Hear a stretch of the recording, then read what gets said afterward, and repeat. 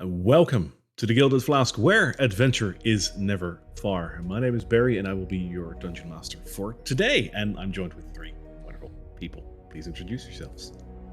Hey man, I play Kala Lalakot, the Inquisitive College of Spirit Bard.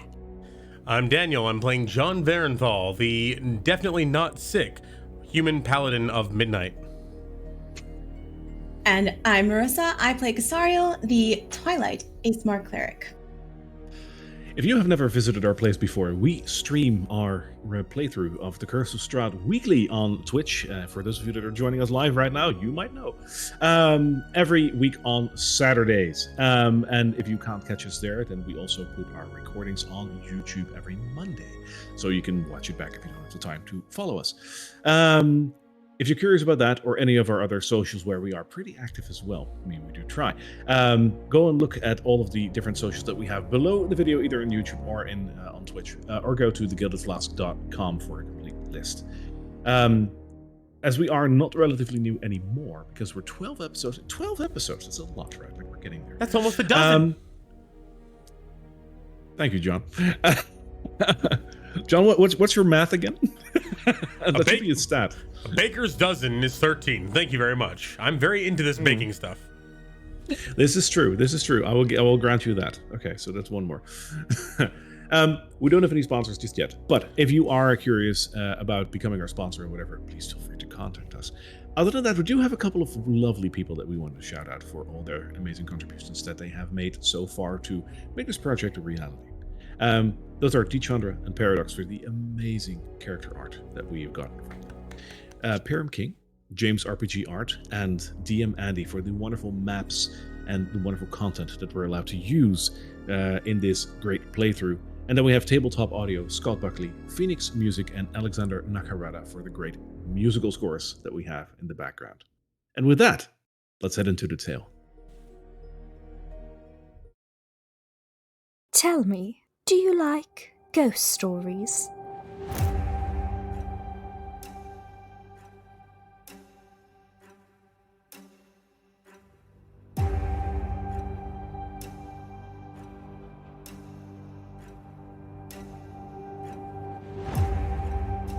I've been investigating people vanishing mysteriously into the night, never to return.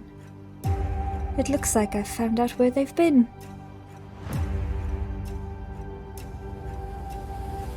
Good evening. I don't like this place. The air feels heavier. Did you hear that? What do you mean he's watching?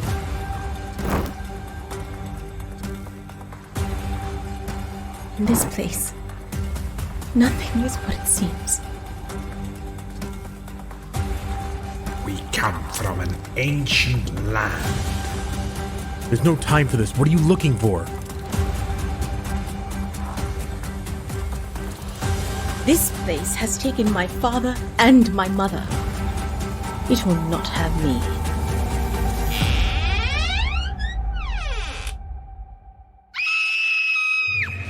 We gotta move, now! Oh, I do love a good mystery.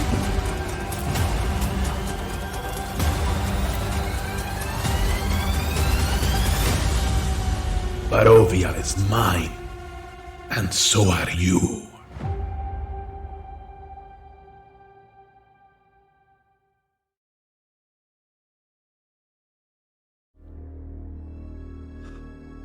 I've been saying this for 12 episodes straight, but I can't help myself. I love that intro. I really love that intro. Marissa, also known as our lovely ASMR over there, has made this intro. So well done there. Really well done. I really love it. So last time, where were we last time? So last time you guys entered Vallaki. You've been walking around. You've been talking to Vasily. That was a long conversation that you had with Vasily and with Irina about them coming to Vallaki, their plans on how to move from Vallaki to Kresk, which he laid out to you, and he basically said that you would have 2 days before they would move, because they didn't want to make it too suspicious that they're constantly on the move. You visited a rival bakery in town that apparently wasn't up to par in contrast to what you guys are making. The pie was pie, but it was bland and it was boring. You visited a toy shop that you basically almost bought out, because you bought a whole bunch of toys over there, including some stuffed dolls, including a Strahd hand puppet, like a ventriloquist doll, and some other assorted items, like a little... You guys did end up buying the carousel, right? Not the guillotine, but the carousel. Believe so. Yeah, we bought the carousel of like the wolves chasing around. Yeah. Yeah. So you made the toy maker very happy man. Then you went to the church, and you heard about a missing person, and you heard about a missing reliquary. Apparently there were some bones from a saint that were stolen from the church, and those bones are needed to consecrate the church. So you guys have a bit of a mission. From there, you decided to go back to the Blue Water Inn, if memory serves, and coming to the Blue Water Inn, you talked to two gentlemen sitting there by putting a knife in the table. I remember. And you did that, didn't you, Casario? As you do. Yeah, it's, you know, The what else customary would it... greeting of Casario's people. Yeah, yeah. This is what clerics do, like, you know, at least in her realm. Yeah. Love it. And if memory serves, Carla, you did try and charm someone, right? I successfully charmed yeah. someone into giving me a little bit of information about where possibly that skull could have gone. Yeah, little I bit. remember. Awesome. So that is where you were. Now, I did have to move your tokens around for something, so I will quickly have to put them back. But that's no biggie. Let me open up the map to the Blue Water Inn. Here we are. And let me put your tokens back. You were standing at the door opening. I believe, Casero, you were standing at this table, and Carla, you were sitting over there, I believe. Mhm. All right. Then, one question remains, as I ask every week, and that is, what is your next move? I think I had gone over to the table, while they were doing their shenanigans. Yeah, you were over at the bar, actually. You Yeah. ordering a drink. Yeah. Yep. Yeah, so I had just walked up to these two gentlemen and decided to twirl my knife, my dagger, in my hand and stick it in the middle of their table. And then Casario kind of leans forward with both hands on the table and says, "Hi there." Hi. I'm Casario. Okay. I'm not. What's your name? I was going to say who wants to know, but you already told you your name. Did. Which one are you regarding? Like the on this map, like the bottom or the top one? Like the I'm bald looking one between or- both of them. I'm looking All between right, both of all them. Yeah, I'm like So the one- leaning And forward. he's got her hands on the table, like. All right. Well, so the one that a is little- currently talking to you is the one without the large beard. The one with the large beard is just looking and hasn't said a word yet. Okay. So the guy looks up to you. He says, "I'm Yevgeny. That over there is Soldar. We're hunters." Yevgeny? Soldar. Hunters? Really? What do you hunt? Wolves, bears, Yes. the occasional zombie.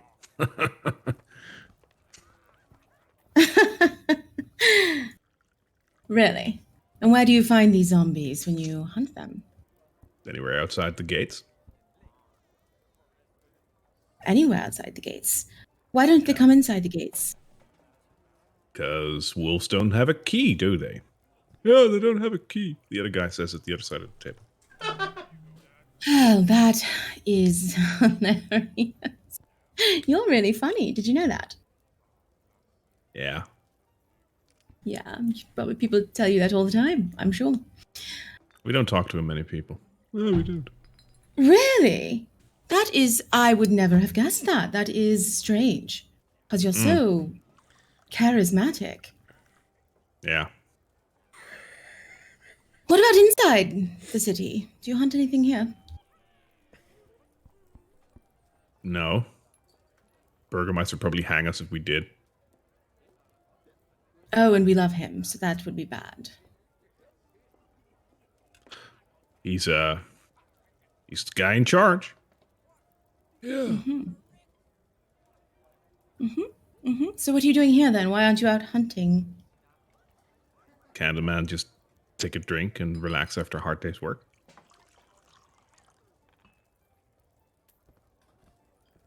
What was the last thing you caught? Wolf. What kind of wolf? Out of 2 wolves and 2 dire wolves. What about these zombies? When was the last time you killed one of them? Been a while. Like a month? 2 months? Yeah.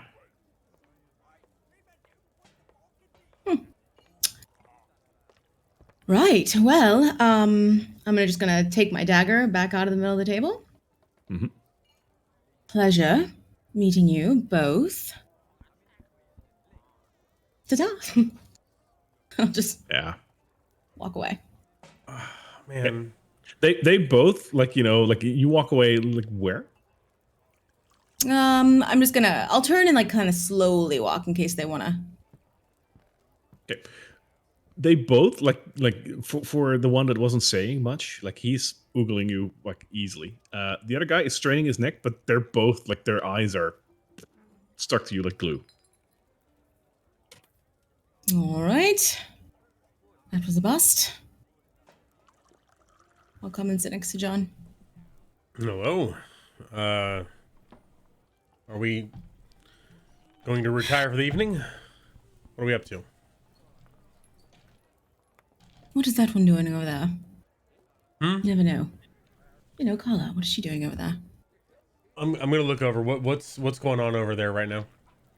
Carla is just chatting animately to these guys. Now that she's gotten what she can out of them, she's just regaling them in some adventures from Neverwinter. I mean, she just misses home so much. Like, she is fully taking the charmed person and just taking the captured audience while she can.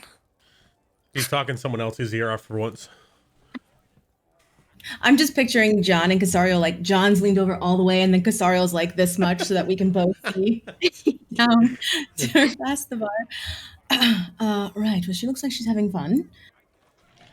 Did we already out of character? Did we already buy a bed for the night? Oh yeah, we got the bigger room. Yeah, you basically ourselves. bought you basically bought the bunk room. So 4 people can sleep in that, so you have a little bit more extra room. There was 1 gold per person per night, so you got it for 3 gold, which is cheap because the room usually goes for 4. And it does include soup and bread if you want to. So given that John has already probably ordered food and presumably with the time they've been doing things, his food has come. So. Right. Excuse me. The Danica, and he's gonna wave over Danica and sort of like gesture to Casario. He's like, "Do you want anything to eat?" I feel like we've had so much pie today. No, I'm fine, thank you. You could have mine if you wanted.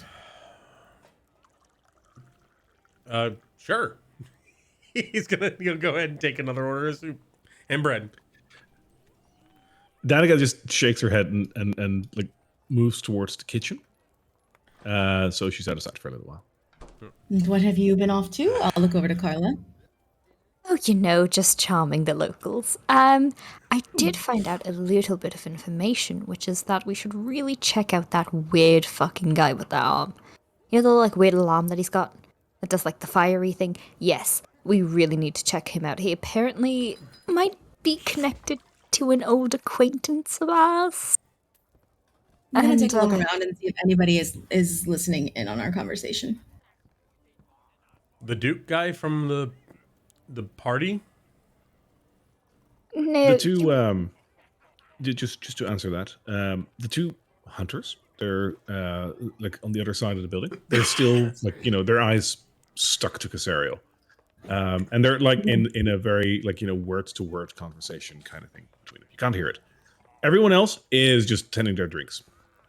Except for the guy that you charmed, Carla, his eyes are stuck to you. Yeah. Obviously. Well, I told him he should just have a good time with his brother now, just whatever. I suggested. Charmingly suggested. Perhaps we should go to our room and chat there. I'll join you guys when the food gets back. Oh, hello. The food gets back. Carla, did you want to eat something as well? Yeah, I'll take an order of vegetable soup and some bread to soak up a lot of the wine she's been buying, purchasing, and giving to people. So the bread is it's almost flat bread. It's decent, but not the best. But it's okay. The soup itself is indeed a vegetable soup. There's a little bit of meat in there. It's kind of stringy. So curious. What's this meat? You ask Danica. Danica? Oh, that's wolf meat. Delicious. She goes for like a second helping. Cool. Okay, you get a second helping because it's included. It's pretty hearty. Yeah, it's again not the best soup you've ever had, but it's good. Stringy meat. I've played World of Warcraft. I know where you're coming from. Hey, I didn't call it mystery meat, okay? True. It was perfect. How long have you been running this establishment? I say to Danica just before we go. She stands up with a bit of pride, and she says, "This inn has been in my family for generations. We are just the last in line for now. Well, technically not. We have children, but my husband and I run this inn for about 23 years now, and our children will soon to be taken over once they come of age." Wonderful. I am putting together. Sorry. No, what are you saying, John? By all means, go on. I am putting together a wonderful article on this wonderful place known as, Barovia. Basically, the places to stop here. I could put a good word in for this tavern, specifically because, of course, it is of the highest quality, but I will put an extra bit of flair on it if you keep your ears out and tell me anything interesting in the few days that we're staying here. You're a reporter. Yes, for the Violet Gazette. Have you ever read it? No, it must be from outside the general area. Mostly Neverwinter, yes. I mean, if you're not very interested in magic, you might not have read it. She has a glassy look in her eyes when you just say like Neverwinter. You might as well said of Timbuktu. I think.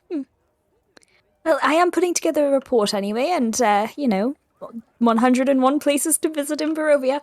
We'll put the bar down, and I will add an extra bit of flair. If you keep your ears out for anything interesting, reporters are always chasing the next, story. Why is it called the Blue Water Inn? Funny you should ask that. Not many people do. There's a twofold reason. He's gonna look suspiciously at his cup and then continue to listen. It is not blue water.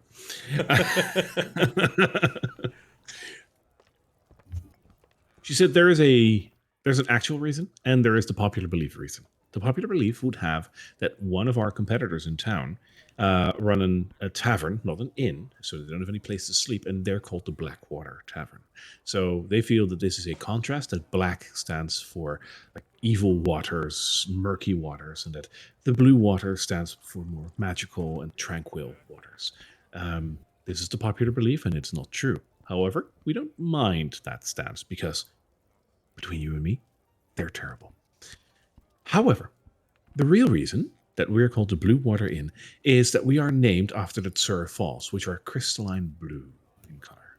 And it is named after that. It's the pristine running water of truth, and it's the pristine running water of freedom. Don't you order your pies from the Blackwater place? We do. I mean, business is business, I understand. Yes. The what? The surf falls? To surf falls? What are that? What are they? The what? The falls you just mentioned? Oh, the Tse Falls. It is the large waterfall. You, from where did you come from? The area of Kresk, or did you come from the side of Barovia? Barovia. Then you must have passed it. There's a large stone bridge crossing the chasm where the waterfall falls. It is near the Tse Pool. I believe a Vistani camp is close to that. I see. You must have seen it. We did indeed. And did you call it the water of truth? What did you call it? The water of truth and the water of freedom. Why is it called that? Well, the water of truth is something of a myth which is lost due to the ages, but it is one of the things that we call it. The water of freedom, however, I think we all know. Surely you know what running water does to certain evil characters. Which is, Drowns them. of course, everyone knows that. It is Burns them. cold, but certain individuals that we have come to dislike don't do well in running water. Can they not swim? And it's not necessarily the fact that they cannot swim. It is just that by, I would say, the law of nature, but that would be a discourtesy to nature. But by the law of nature, running water is very much a chain breaker to some less desirables. Chain breaker. I see. And so your family is named after this. Is there any connection there? Excuse me? Well, didn't you say your family was named after? I'm sorry, I'm not following exactly. The No, the people that run the tavern in town, those are called. That's called the Blackwater Tavern, and they're also called Blackwater. My last name is Martikov, and Martikov is just a family that's been in Vallaki for generations. I see. And how are you related to the Cephals?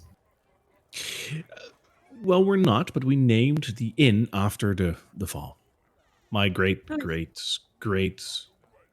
grandmother on my husband's side. I see. John's kind of lost interest at this point. Sorry, let me quickly retcon that. On my mother's side, retcon, important retcon. All right. Interesting. Thank you for all this I'm tired, information. John. Could we get the keys to our room, please? Absolutely.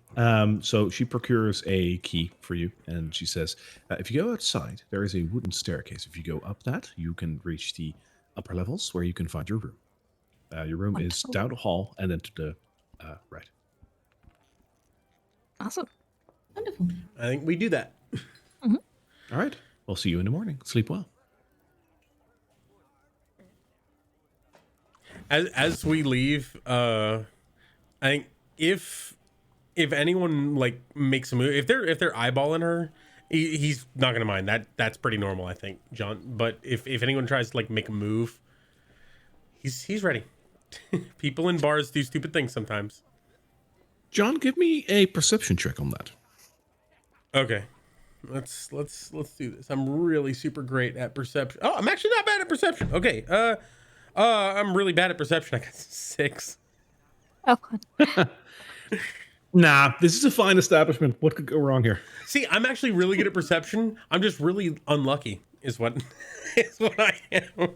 So he's looking perfectly, but he's looking at like the corner where there's no, people, and the wall where there's no people. Fine upstanding establishment. Casario, as you pass the hunter's table, you catch like a very quick tidbit of conversation, and you manage to hear the words "very magical." You catch my meaning. I try not to throw up in my mouth, and I exit. Perfect. Love it. All right, so you want to go upstairs? Mhm. All right, I'll spare you moving the thingies around. Yeah. Thank you. There you go. Ooh, you guys don't have a token here. Hang on. Let's fix that. It was a certain cutoff point where I was like, well, there is a possibility that you guys don't make it all the way, like with the 3 of you. So I don't have your tokens ready here. Took My me out of God, the that's action. brutal. All right. Just, I imagine Carla actually is the one with the key, so he's behind her. Yeah, she's confidently leading the way. Also, I thought it was like to the right, but she said like straight ahead. Sorry. Okay. Yep. Let me in. Hey. Oh, and let me also make sure that you can actually see that room, because I can, but you guys can't. Boop. There you go. Oh. Oh no, I think we may have chosen the wrong room. It's a room. It accommodates 4 people. Hostess. All right. He's gonna take one of the ones in front of the windows so that he can keep an eye on the window as well as, watch the midnight moon. All right. Can we see the moon tonight? As a matter of fact, I have a dice roll for that. Nope, a D12. Hang on. You can, and it is a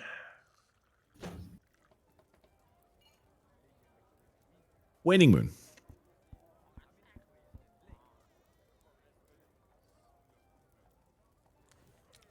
I imagine John and Sariel are gonna do their nightly rituals. I think we should probably talk about what we've learned. It's been quite a long day. Anyone want to play with the toys? He pulls out his own soldier doll and he just starts messing with it. Carla pulls out Strahd to be the antagonist in this story. Oh, have I told you guys that they're magical yet? I I don't think I told them, did she? I think you just had us buy a bunch of stuff, and John's like, "Man, I'm proud of you buying toys for children. That's Nope. amazing." Nope. I mean, maybe, sure. But I actually bought them because I could detect they were magic. I'll take them out, and I'll like put them on the beds before us. Okay. I can tell that. Hold on. Let me look at my notes. So this doll here, this witch doll, I think it allows you to cast Which doll? something. The witch doll. Which witch? Which doll? The witch. The witch doll allows you to cast magic. This skeleton here does some sort of enhancement. And I think these marble eyes in the bag are just endless. I don't really know. Can I have that one? Sure, of course. Thank you. Carla's gonna take the marbles. Be careful, if you drop them, we'll have to clean them up. Oh, that would be something. Well, why would I have to clean them up? I'd still have more left in the bag. Wouldn't have to, like, pick them up again. Good luck putting them back, though. How will we find out what these other two do? I know they're magic, I just don't know exactly what they do. Which one? The witch doll and the skeleton. Yep. Can I hold the witch? Want to try something? Sure. He has the witch in one hand and his own soldier in one hand, and you hear him go, "Pew, purr, purr. Back, evil witch. Purr. Oh no, you've bested me." Roll me a D12, please. Shouldn't have done that. 11. Cool. Nothing happens. Oh! I thought I was gonna learn what it did. Oh God! He hands it back just like, it's Nope. fun. I It's think fun, that's but yours. I think that's yours forever now. Carla's going to scoop up the skeleton in her hands and sort of, like, look at it and start fiddling with it, and she's going to actually just try to, like, channel some of her arcane energy through it to see if it reacts anyway. So she's basically sending, like, a jolt of magic through it to see if she gets a response. To see if it does anything. Yeah, basically. She's just fiddling with it. To which one did you do that? The skeleton. The skeleton. All right. Um.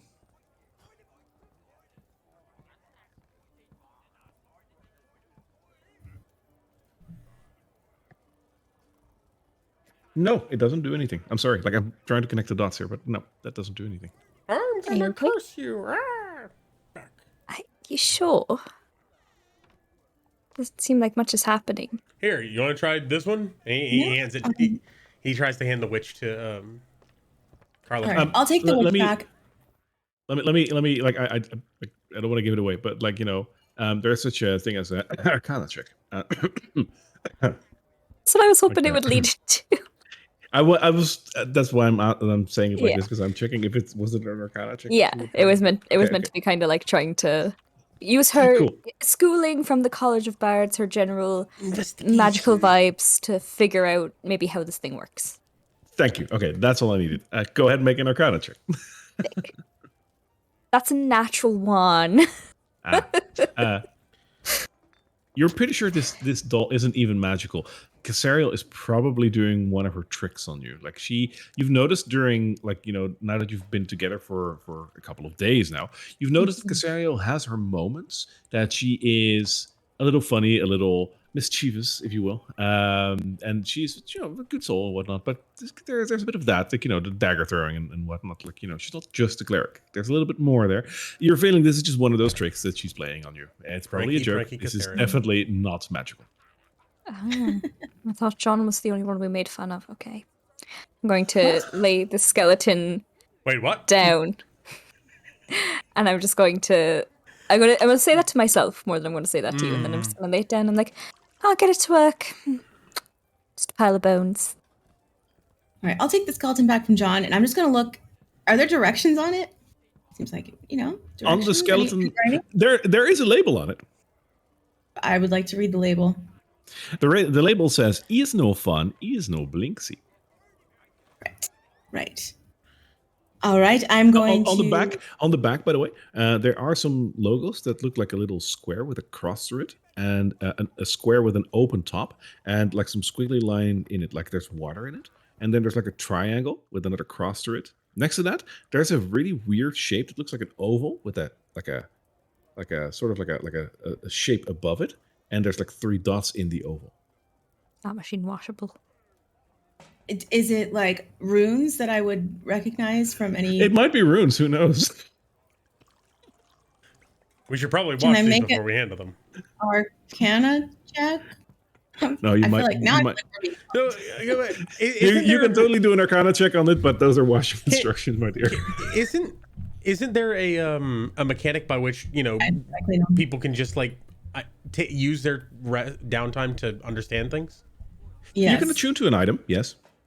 The only trouble is, if you attune to an item and it's actually evil, then you still attune to it. There's no such thing as evil items. There's only evil uses of items. He says, I don't have anything against that, so go ahead. You know what, John? Carla and I both have found items along the way. Why don't you spend some time with these 2 things? If they curse you, I'll just remove it in the morning. Can I hang on? Can I have that skeleton? I want to try something. Yep. Here we go. Right. Exactly the same thing. Crackle, crackle, crackle. I'm a skeleton. I will destroy you, evil undead. Yeah. Cool. Give me an Arcana check with advantage. There you go.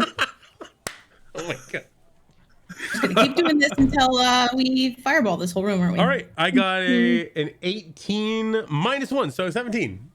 That's enough. You notice that even though these are 2 dolls and you're jokingly fighting, you're noticing that this skeleton clearly has the upper hand. And it's not the skeleton, of course. It's your hand that is guiding the skeleton. But you have a feeling that just by holding this skeleton, you are actually just a little bit better at like checking your attacks. Okay. Which in D&D terms means that you get a +1 on your attack rolls with this skeleton, as long as you're attuned to it. Okay. I feel I don't like this thing. It made my doll lose, but I feel pretty good. Can I keep this? Yeah, of course. How about it? I did want it. Looks so ugly. This witch doll too. Maybe if you play with this long enough, you'll figure out what it does. That's what she said. Oh my god. What if I just like left now? Like, what would happen to the I channel? I'm sorry, you can't leave. I've locked the doors, but I now wish that I hadn't. Papa Really? is 100% Michael Scott just sitting back going, that's what she said. Can't help it. It's a condition. God. Okay. I really tried to keep it, guys. All right. I'm so sorry. All right.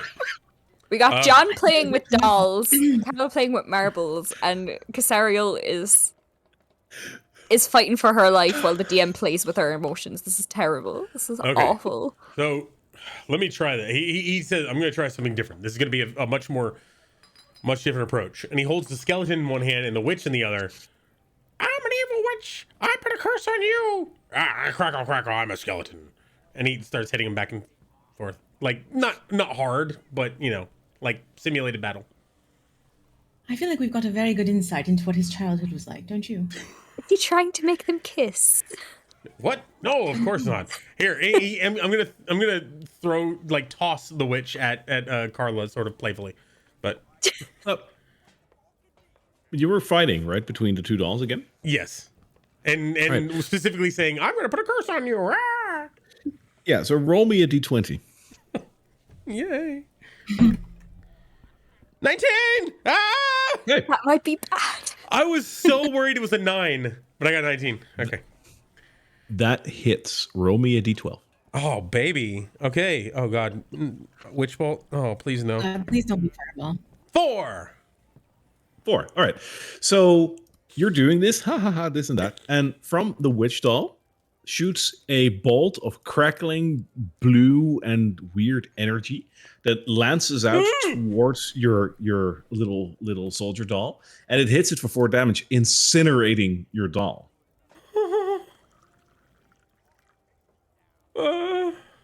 Wait. Oh, John. Okay. Yeah. It counts as lightning damage, so it's literally you saw a bolt of lightning basically going there. Yeah, so I've seen that before.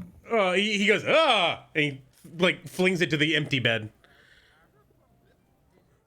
It's it cost, I believe, if I'm correct, it cost Witch Bolt. It did. So that's great. Oh, I think I might already have that. my doll. John? Yeah, it's all right, buddy. It was We'll get you another one. me. I Oh, know. We'll get you another one. It's all right. I suppose Blinksy can make another one. Yeah. He can do better next time. You know, he gets better, as we've seen with every iteration. You know? Fuck was Anyway. up with those arena dolls? Yeah. He looks to the pile of ashes with, like, slightly blue armor that is reminiscent of his own, and he looks at himself. He goes, "I don't feel too good about tomorrow." Oh. Just an omen. All right. Now, Oh. your doll will get you another doll. Who wants the witch doll? Got a damaging spell in it. Could be good for far away. I John? suppose. I think John's scared of it. Yeah. Can we burn it? Carla, do you want the witch doll? I'll take the witch doll. I'll make it fight Strahd when I'm bored. All right. All right. So we've learned a lot today. Let's talk about what we've done. Okay. All right. Number one, this place is protected from Strahd and whatever his reach seems to be. Whether that is through the sheer happiness or the just vicinity away. It's protected from mist. I still have a sneaking feeling that Strahd is. I don't know. I don't. Technically, it's tier 2 with the mist, I suppose, so at least it's protected from the mist. Yes. The general doom and gloom that seems to cling to this place. Right. The Burgermeister is insane and hosts festivals every week that are honestly a little bit crazy, and his enforcer dog might have connections to that devious Dr. Daskaloo that ran away the first time we met each other. Do you remember him? Yes. He made the arm, did he not? He might. From what I was hearing from those boys down below, he might have. Stabbing. Very We also stabbing. ran into people robbing graves, which was sort of his MO back when he was in Netherwinter. So, Do we think Dr. Daskaloo is the one that took the skull, or at least had Could someone have. take the skull.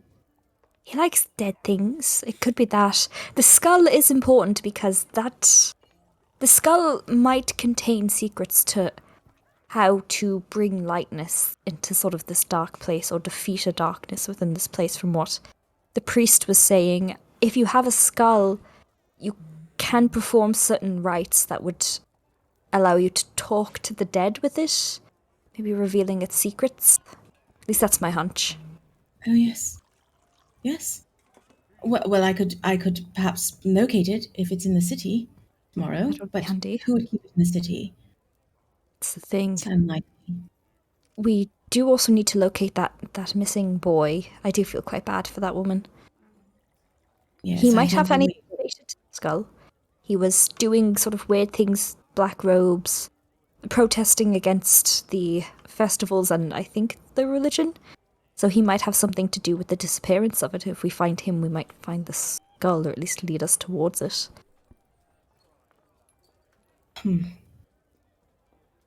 Didn't we see something that said before the feast? Piece of paper. Before the feast. Oh, yes. Where's my notes? A parchment. Down. It was a clue found by the skull. Or by the missing skull. Yes. And that's the Feast of St. Handel, and that's in 3 days? 3 days. Yes. So something presumably is to happen before the feast? Or take the head before the feast? Skull? Head? A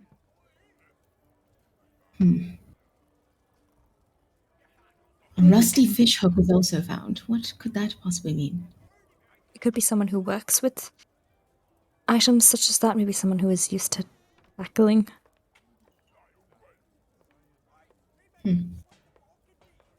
Oh! That altar boy. Yes. Do you think was he strange? You talked to him.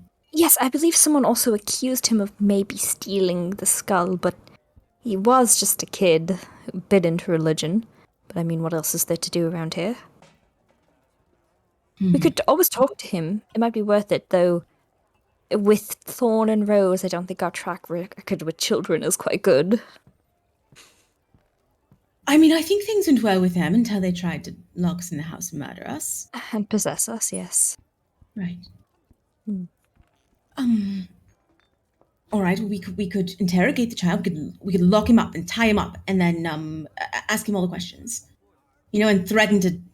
We could give him a fun doll and like offer for an exchange of like these toys for his information first, and then we try the locking up thing if that doesn't work.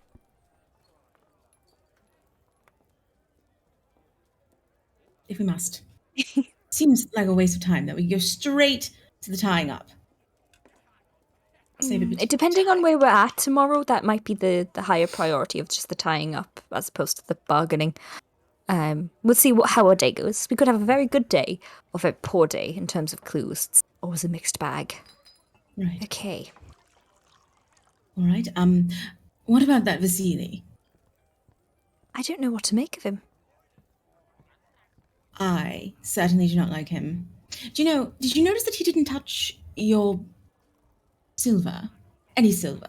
I mean, he touched the silver that I gave him, but it was practically rusted, so I don't know if that would be. I think something is wrong with him. Very strange opinion to have for a man running from. He seems to at least not be in favor of Strahd, and yet seems to hold the opinion that he's not so bad, but is still trying to protect Arena from him. He's very inconsistent with his story, at least, which could always be an indicator of a guilty conscience. Yes, why would he not be scared of the trek between here and Kresk, but then only want her protection within Kresk? Doesn't that seem strange? I mean, if he can protect her from the wilds between here and there, why does he need us to help him inside the city? It's a little John? suspicious. John, you all right? I was gonna make him a little wooden hammer. It's all right, buddy. I'm going to just pat him on the shoulder. We'll He's get you another one grieving. tomorrow. I think he's I'm grieving. sorry. I know, it's all right. It's all right. It's All fine. right. Yeah, we'll get you another one, buddy. And I look back to I look back to Carla. Carla just kind of like just kind of nods, just like, yeah, this checks out for what he's meant to be doing. Um, well, we basically have two options. We can stay in this city and hunt down all these little mysteries, maybe find out what's happening here. It might gain us some allies, though it could gain us some enemies. I'm not sure. I do think having maybe an order of religious people on our side is not bad, especially since you two are, high-ranking religious figures as well. So, it would all work out. Always good to have allies as opposed to that. Anything else? So we could stay and track that down, or we could selfishly sort of,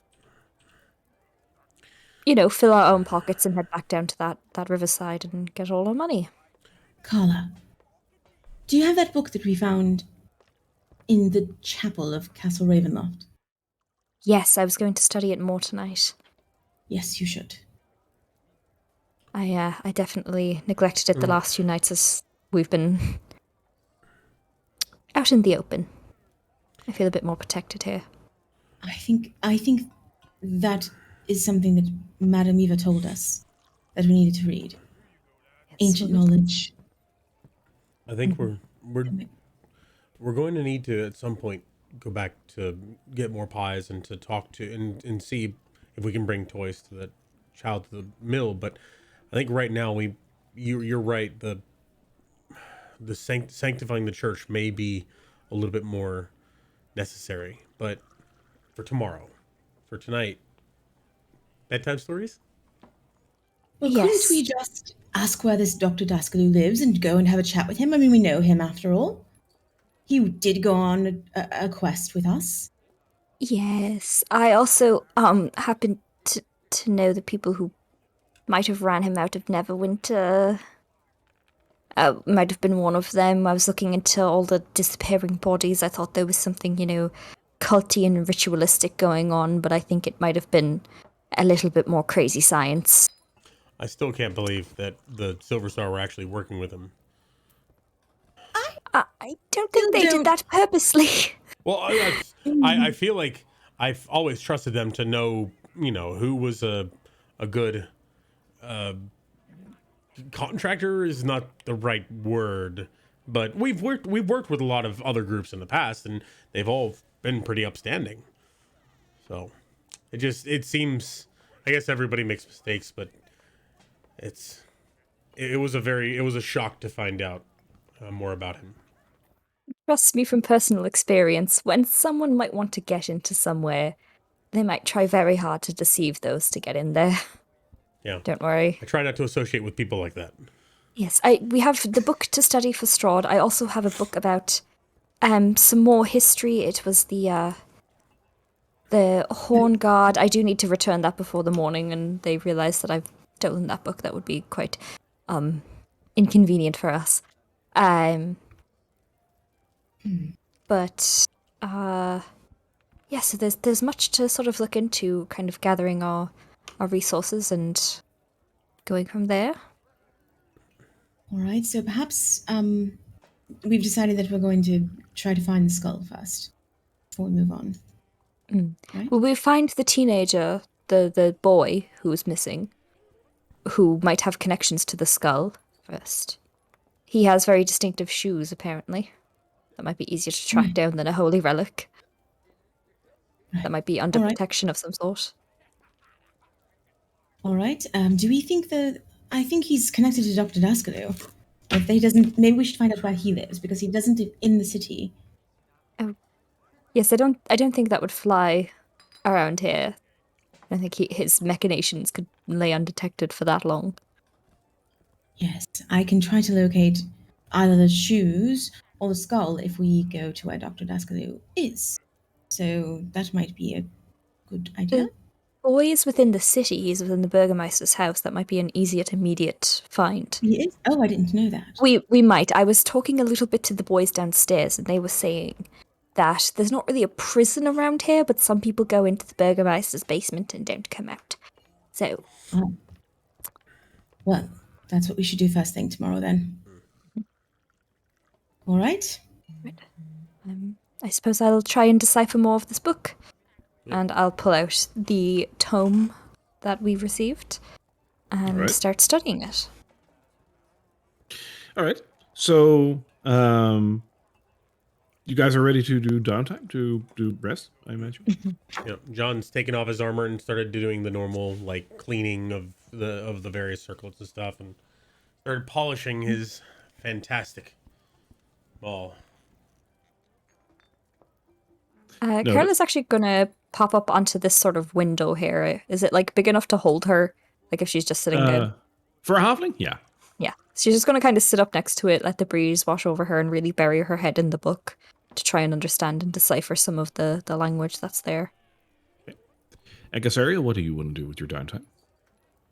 I will also kind of set down some of my ceremonial stuff and just like do a little bit of praying to Saloon. And I'm also going to just sort of spend a little bit of time with the sigil of the Morning Lord. Yep. And just sort of, just spend some time with it. Okay. Carla, how much time do you want to spend on the book? I'm going to spend an hour on the book. After about an hour, you have the feeling that this is starting to make sense. Like there is a bit of a logic to the scribblings that you see. If you put some more time into that, you might be able to actually make something readable out of this. If it's starting to lead towards like sensical, then she's going to put more time in. How much? Let's say she's going to get her head really buried in there, so she's going to give it a solid like 3 hours. Not Cool. 3 hours more, but like the hour that she spent and then another 2. All right. And just for reference, you have the room for the night, of course. Now, it wasn't just night. It was it was evening when you got up here.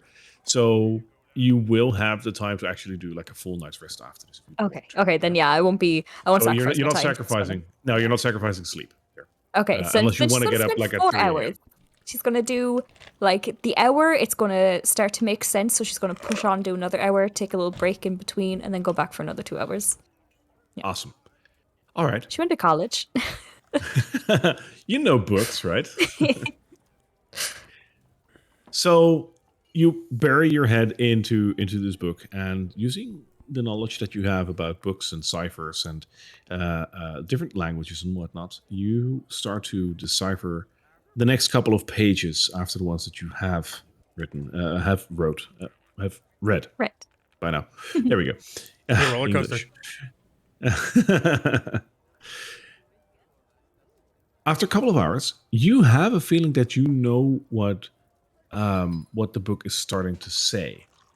And as you have that feeling, the next sentence forms, and the next sentence forms, and the next sentence forms, and it's sort of like is a cascading effect right in front of your eyes.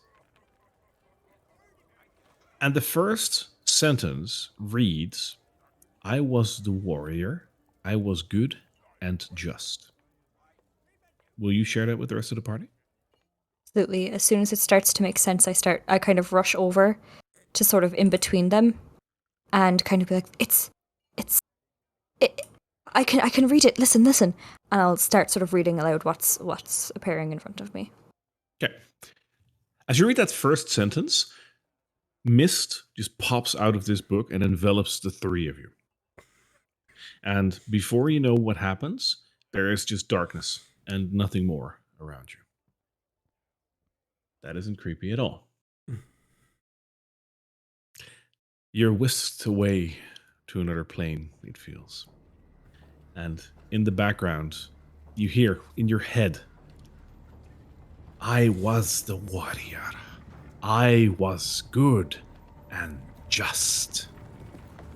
I thundered across the land like the wrath of a just god." The mist coalesces, and the mist itself takes the form of a dusk elf that you've seen before in a castle and in the previous chapter of this book. He hasn't aged a day since the time that you've seen him both in the castle and in the previous chapter. There's chatter around you, and the chatter of voices and the clanking of metal sing from outside the walls of an enormous tent that you find yourselves in. Its primary occupant is a colossal rectangular table, atop which is carved an intricate scale map of the lands of Barovia. The model mountains climb nearly 5 feet high, and valleys sink deep into the tabletop. You see a man near the table who does not appear dissimilar to the young boy that you've met at his home one summer afternoon. He now stands clad in a scarlet armor adorned with angelic feathers etched in gold leaf. He gestures across the table. Commander Gwilym, the table is yours. Looking across the room, you see that another person has joined you. It is a female, clad in armor with long golden strands of hair, and she gestures at the table and starts talking battle plans. As she does this, she points to Carla, Casariel, and John, respectively, and she says, "Lieutenants, pay close attention. This concerns you as well."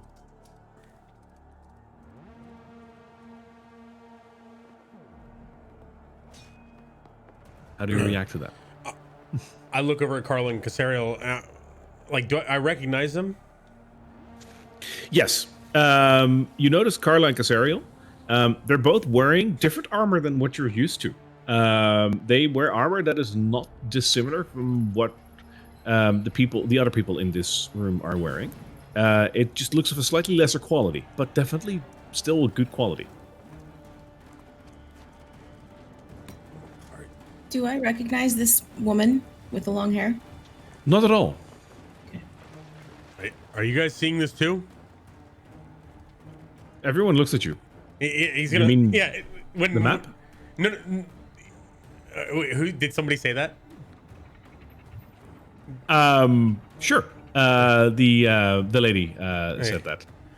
He's kind of jumps when she interacts with him. So he sort of waves in front of Strahd, and if he reacts, he's like, never mind. Sorry. Carry on. I'm going to send a message to Casariel, being like, "Do we play along?" Yes, I think we are in this story. I say back. Okay. So then with that, I'm going to kind of lean closer to the table and say, "Well, the most important thing in war," and I kind of look at the people who are actually like war hardy, like battle worn, "is knowing your enemy. Do we know our enemy?" Rahadin smiles at you and he says, "That is a good point, Lieutenant. Yes, I think we were not prepared per se, but now we are." And he turns his face to the once boy, now man, and he says, "General Strahd, I think that with the information that we now have, we should be able to make a good offensive. Lieutenants, what do you think of the plan we have?" And he looks at the three of you. I, of course, know exactly what we're planning, but I mean, if the commander is out of the loop, could you go over it one more time? Rahadin looks at Commander Gwilym on the other side of the table, who looks at General Strahd. And they're waiting, each three, for one to start talking, after which Commander Gwilym, the female, says, "All right, so looking at this map," and she points at the table, and the area that you see in front of you is unknown. You don't recognize this at all. You haven't been here. Or you have been here, maybe, but the area's changed. You don't know. But in any case, you don't recognize this. She says, "All right, so over here, we have the village of Zme. These people are innocent, and we will spare them. We will not have bloodshed amongst villagers. They will be our loyal subjects once we take the area. So we will not cause any bloodshed there. We will defend them from this battle. Up on the hill, and she points a little further away, she says, lies the castle of Argynvostholt. That is our primary target. We need to take the castle. But in order to take the castle, we need to draw them out, right, General? And she looks over at Strahd, who says, I'm still not convinced that we can draw them out, but perhaps the idea that you had of splitting might be an idea. Commander Gwillem proceeds and says, that might be an idea. The castle is the primary target, but we have different approaches. I explained those approaches to you. What do you think of them? And she looks at the three of you again. John, if you guys have anything, feel free.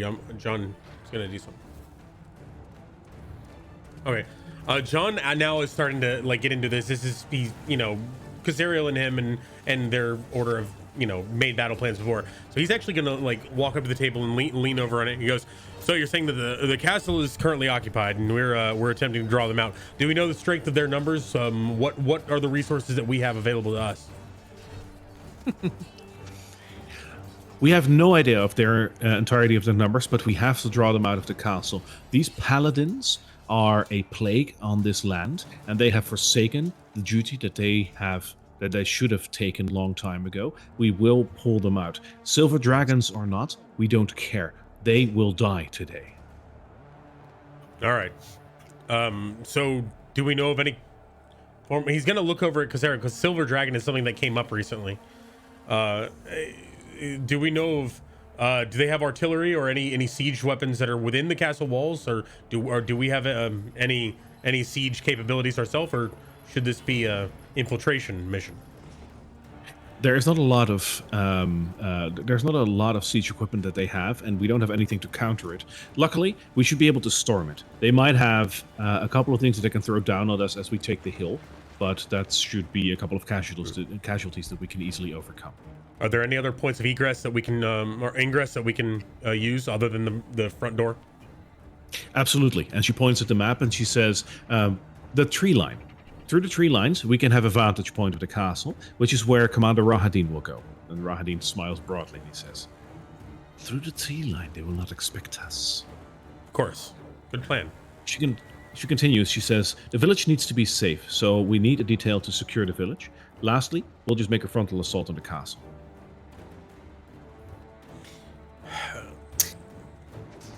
Can you remind me, General, where we received our information about the paladins? Strahd speaks up and says, the fact that the Silver Order is a group of paladins is news to us since this morning, as you might have heard. But paladins or not, these lands are forsaken, and we are here to set these people free. These paladins are no real paladins. Is there any a hope of negotiation? Have we sent emissaries? Have we already attempted to open negotiations with them? Rahadin jumps in and says, we have tried to send people in, but they have come back headless and without message. So they're not willing to open to peace talks or any form of negotiation then?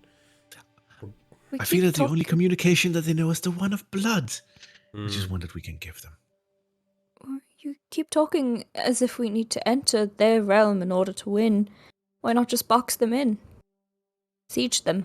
Keep them there. Keep them starved in a way while you lot conquer the lands? I'm kind of looking at the two of them incredibly unsure. I'm reading basically stuff from books that she's heard. Commander Gwillem just seriously considered this. You see her nodding and she says, that is a very good tactic, Lieutenant. The trouble is, we don't have the numbers to do that and take the rest of the region. This is one of the final hurdles for us to take the entire region, but we can't turn our backs on it. If we lay siege to the castle now and just wait it out until they starve to death, we will need to have a detail waiting here. We cannot miss that detail for the final assaults that we need to make in this land. It is a good idea, but we would need reinforcements in order to pull that off, and we don't have those at the moment. Well, you bring up a good point. The knowledge of the people is always important in wartime. You must have them on your side. So, what exactly is the story that we should be spreading amongst the people? What is the point of this war? What started it? You get a look of disdain from all three of them as they look at you. And Rahadin starts and says, well, of course, it is to liberate these people, to free them from the tyranny of this land, and instill peace and prosperity. Yes, but we must go deeper than that. That's very broad. It's very abstract. We must be specific. It is perhaps best that you just believe that the general knows best. And he looks over at Strahd, and Strahd looks proud and says, yes, perhaps it is best that you leave those plans to me. Okay, one more question. Do we know who's leading this Order of Paladins? Who do they answer to anyone that we can communicate with, or are they all within the structure? We are not certain, but we believe that the castle being named Argent Vosthold might mean that the lord is actually called Argynvost. We haven't seen this man or woman, nor have we spoken with them, but we feel that this is such a narcissistic person that they actually named their own castle after their leader. Okay, but of the information that we have of those that are in the castle themselves, do we know if we could point out which is their leader? Like if we were to either capture or kill their leader, then they. What I'm thinking of. This is my plan. If we can get a strike force to go in to enter the building unawares, he gestures to Cassariel and Carla. He goes, the lieutenants are incredibly adept at stealth and missions. If we are able to enter the castle and kill or capture the one in charge, we may be able to end this without further bloodshed.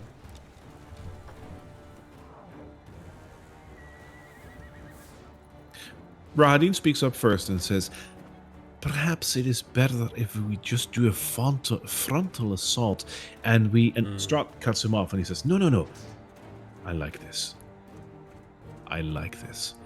Cut off the head and the body becomes useless. I would like to avoid bloodshed as much as I can. I know it has to come to that. They only speak blood, we'll answer in kind. But if we can minimize that. Agreed. Bloodshed is unnecessary unless it is necessary. I agree with you. My proposition is this. We will split three-way. Commander Gwillem, you will hold the village. Make sure that nothing happens to the villagers here so that they may be unharmed, and then understand that we are here to liberate them, not to kill them.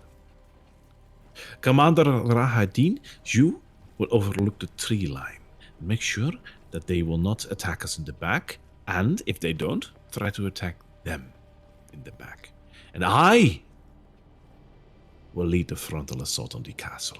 Lieutenants, who do you want to accompany?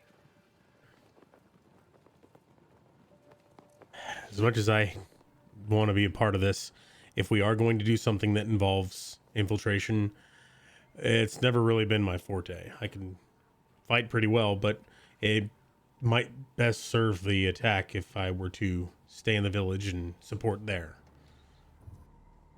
Mm-hmm. What do you guys think? I have some capability with convincing people to trust me. If we could get inside the castle, I'm confident that I could befriend the Lord of the Castle, Lord Argynvost. Mm-hmm. And what of you, Lieutenant? And he looks at Carla. Carla's like wide-eyed staring at him, just like,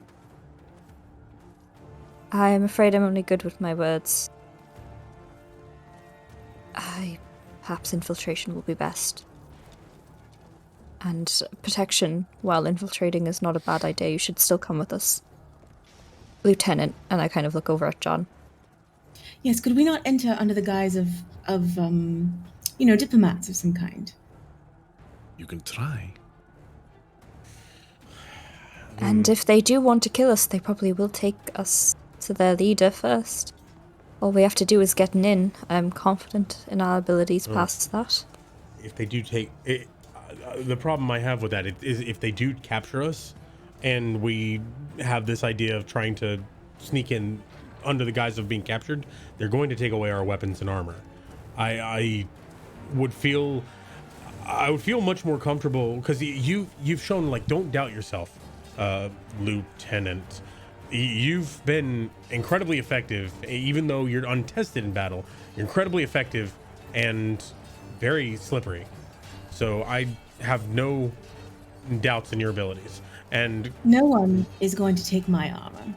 I certainly would not want to go in under that guise. I mean, as diplomats, as envoys, discussing some political matter. Befriend him, learn the interior of the castle, map it out, so that when we infiltrate, we'll know exactly what their defenses are. if they've beheaded every other one we've sent, then Sarah, you're We just need to not be beheaded. Well, it ideally wouldn't be from. yes. It would be from somewhere else, obviously, not from here. General, is there any way? Can we verify that do they know who we are? Do they know us by reputation as soldiers? Is there any way that could work? Because that actually might be a very effective plan. Strahd gets a very broad grin across his face and he says, "By now, our reputation precedes us, yes."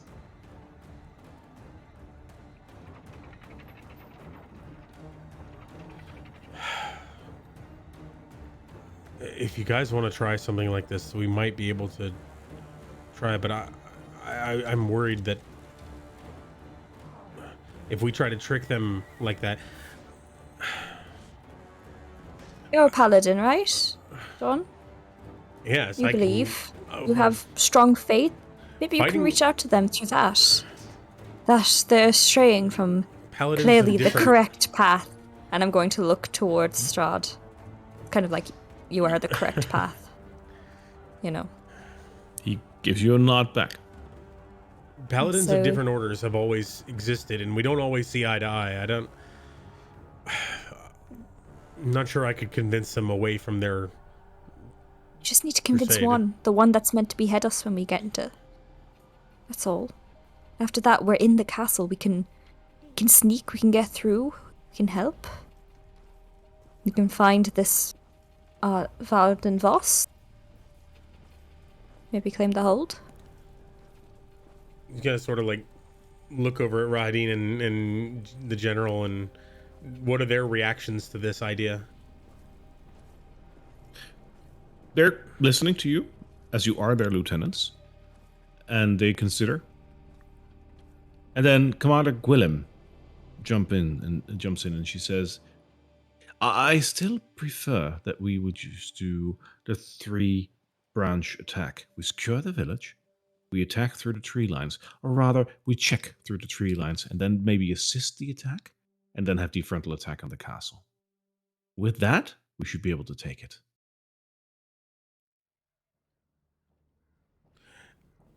He's Very good. Yeah, he's gonna look at Kasara and Carla and goes, "This is my belief. Please feel free to put in your own ideas if you have a better one. I'm all ears. Sounds like a pretty unfortunate situation." But what I would say is that I feel like I would be most effective guarding the citizens of the city in open combat. I'm very effective if I have to do anything stealthy or try to do anything underboard. I'm not very effective. Carla is going to send him a message as he's sort of talking, and she says, John, none of this is real, and if it is, I do not want to die with strangers. Please come with us. And in response, he goes, we may not have a choice but to be part of this attack. Go behind. I think we should follow the commander's plans. She's the commander for a reason. We should do what she thinks is best. Would I there be... applaud that. Then pick where you want to go. All three of us can make good use of you. The rest of us will take soldier's equivalent. So we could split up. Carla, if you were to go with Rahadin in the side attack, it's going to be much more. What's a good battle term for a flank? It's going to be a flanking maneuver. If they don't see it coming, you'll be more able to use your stealth and capabilities. Casariel, you are devastating in a fight. I have no doubt of your capabilities. Okay. Or Carla, would you rather stay with the commander in the village and convince the people and work? Because that may be more of a diplomatic. He's gonna look to the commander. Is the goal there more of working with the villagers and convincing them, or do you believe there will be open combat? We hope that we can prevent open combat because the villagers are just villagers and we do not want any bloodshed among them. All right, this Lieutenant Carla is a very, very skilled advisor, a very skilled orator, and I believe, though, not as tested in battle as much. So if you would, Carla, if you were to go with... I can infiltrate better than you, unfortunately. I would love to swap positions, but I do think you could protect a village better than I could. I could give them good words, I could cheer up their spirits, I could not protect them, but I can get into a castle. So I will go with Rahadin. And figuring out how we get the fuck out of here. Like, is Carla holding a book? Like, is the same book that we were reading anywhere to be seen? No. All right. You can ask Carla if she has it in her inventory or anything, but like you don't see it. With all her like stuff changed up, I basically bereft of most of my usual items. Yeah. Yeah. Including the book. Yeah. All right. I think Casariel, does this work for you? Are you okay with frontal assault with Strahd? With the general? Absolutely. Of course. She's a little distracted because she's looking around the room trying to figure out how they get the fuck out of here. General, I think we've made our decisions. Then what is your decision? I'll be staying with the commander in the village. I'll go with Rahadin to infiltrate the castle. Casariel will dominate the battlefield with you, Commander, and this three-way attack, and I look at the general, should be a success. Right. General Strahd looks across the table and he says, so the lieutenants are splitting up. Interesting maneuver, but I'll allow it. I thought that was the request. No, it wasn't. Oh, God. It is done. Wait. Let us move out. No, I didn't understand. Son of a bitch. I thought you were asking who we would like to go with. I'm going to stay with Carla. The general has given you an order, Lieutenant. It's decided. Bitch. You've sealed our fate. Well, okay. To It be was fair, lovely to be knowing fair, all of you. out of character, I thought that was presented as the only option. And out of character, that is exactly how it was brought, but I never specifically mentioned it. Okay, cool. Just making sure. So this is a reasonable. Got it. Okay, back in character. Yep. You didn't misread anything there. It's just like there were questions that you could have asked to make sure that that was the case, but you didn't. All right. So split up it is. The general proceeds outside of the tent, and the commanders follow suit.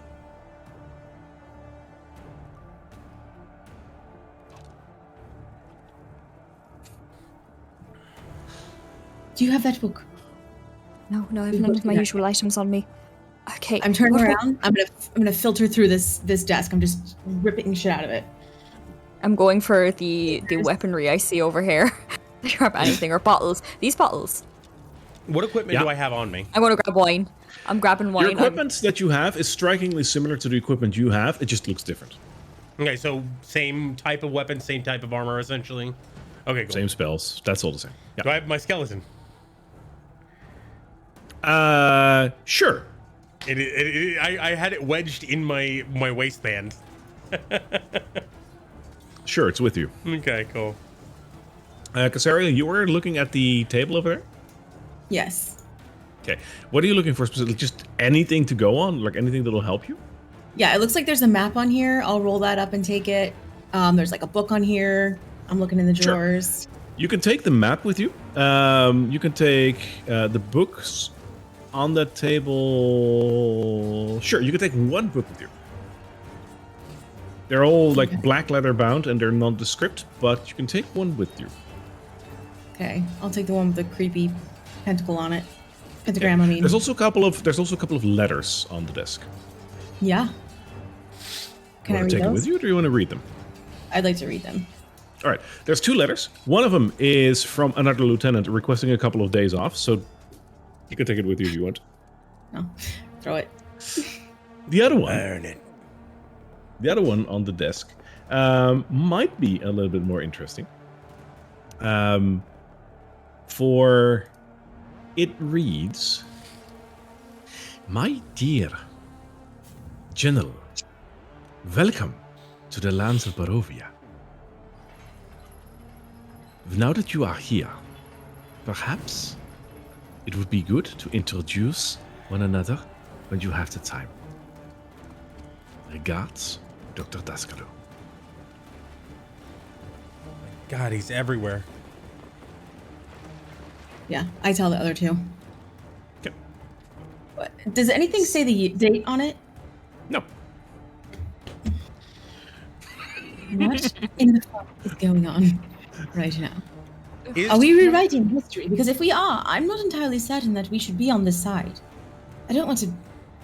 Yes, it sounds awful like, people capturing land because they want it and the last bastions of hope for this land are sort of barricading themselves within their righteous holes in the hopes of, not getting overrun. And Carla has taken one of the wine bottles and is basically, guzzling it. She's, not equipped for this at all. But she is also looking around for clues.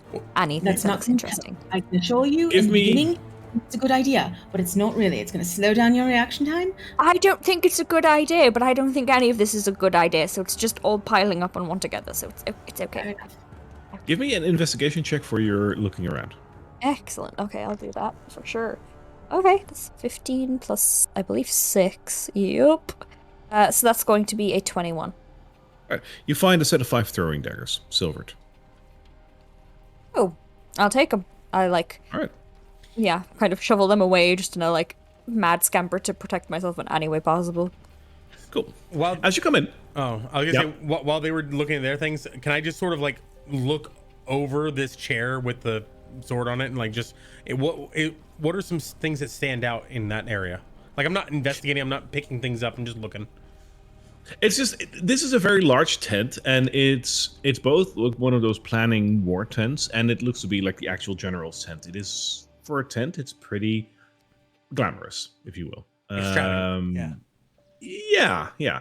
So the sword that is on the chair over there looks like a pretty ordinary zweihänder. So that's like it's not a broadsword, but it's like a 2-handed sword with a weird shape that you can see over there. It's a pretty good sword. It's 2-handed, and it's just lying there. Okay, he's not interested. Yeah. Cool. Here. Commander Gwillem comes back into the tent and she says, "Lieutenants, I need not remind you of the fact that we have to make haste if we want this attack to succeed." Coming, Commander. And she walks outside again. What?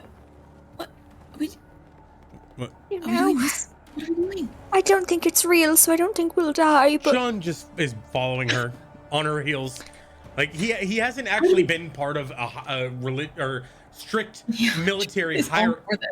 Yeah, he hasn't been a part of a strict military hierarchy since training. He's been working with Casariel in like these strike team kind of things, but there's never really been any they're in charge kind of thing. So he's in like he misses this.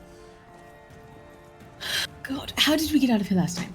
Remember, we went Just to the. stopped. It just stopped. It had a stopping point. Every story has a stopping point. Wait, I know. I am going to try to dispel magic.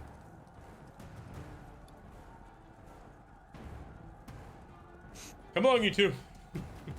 You want to do this? Last time I got something very cool out of it. Oh, I'll roll of cool it. I'll roll of cool it, because I do like the idea. I will allow you to use Dispel Magic. However, you can opt to do Dispel Magic with disadvantage. If it works, this whole debacle ends. If it fails, you'll take 10 points of psychic damage.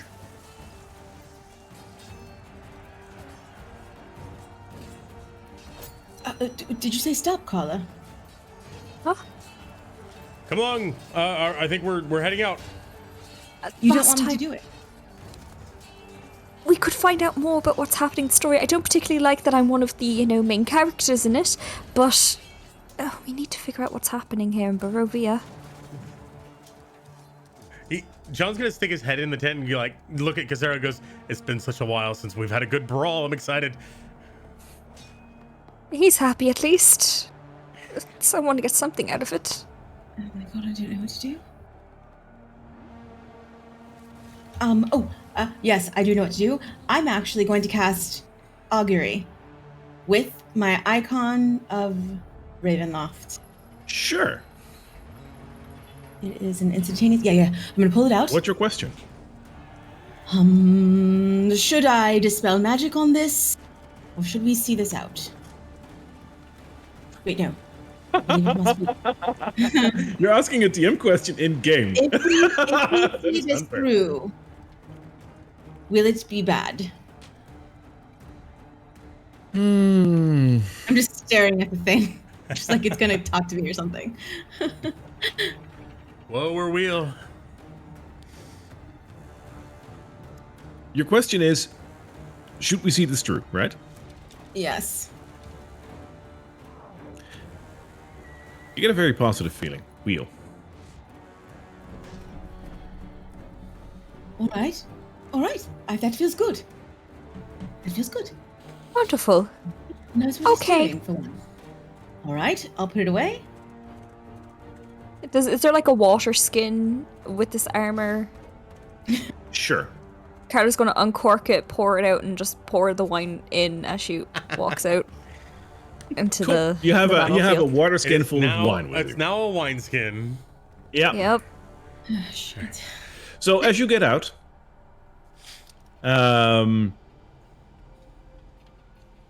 you notice that everyone is just rearing to get into battle. The conversational chatter of the camp just builds to a roar around you. You blink and you're now suddenly standing in front of a quaint farming village.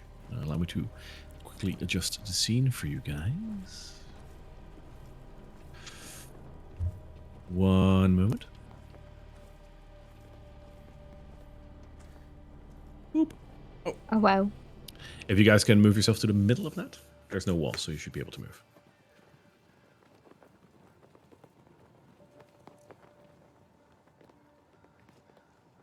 This is so cool. It's like a multi-stage map. That's Yep. awesome. Courtesy of DM Andy, by the way. Like, just a quick shout out, DM Andy. You've done so well. Beautiful map. Love it. Feels it The prep every for this- time. The prep for this gave me goosebumps. Like, it was really cool. You blink and you're now standing amid a quaint farming village. Many of its buildings wreathed in flame. Dozens of soldiers adorned with ravens are locked in combat against knights in silver and blue armor. Strahd sits atop a stocky black mare, points his blade forward and shouts, "Advance!" As he does so, a javelin strikes his side and he's knocked to the ground. Ahead of you, you see Rahadin, and Commander Gwillem galloping off towards their post, unaware that their lord has fallen. What do you do? All three of us are still there? Yes. Strahd is on the ground. You three are there, and you see Gwillem advancing towards the east, and Rahadin advancing towards the north. You will not be able to catch up on them quite easily, but you can try. And Good. sorry, he was struck by was it a sword or? A javelin. He was just javelin. cleanly thrown like from his horse. Before, as we were coming up, like before this happened, was there anything to be gleaned from looking over? Is there any way to see who was starting the fires? Like, were there people actively lighting fires on the houses or anything like that? You can't tell. Okay. No, someone did apparently, but you can't tell. Okay, cool. So yeah. Good God. he's gonna rush over to Strahd, the general, and I'm gonna lay on hands. Or has the javelin gone through his armor? Yes. Oh. Yes, and he looks like he's hurt. All right, Sariel, Carla, can you help?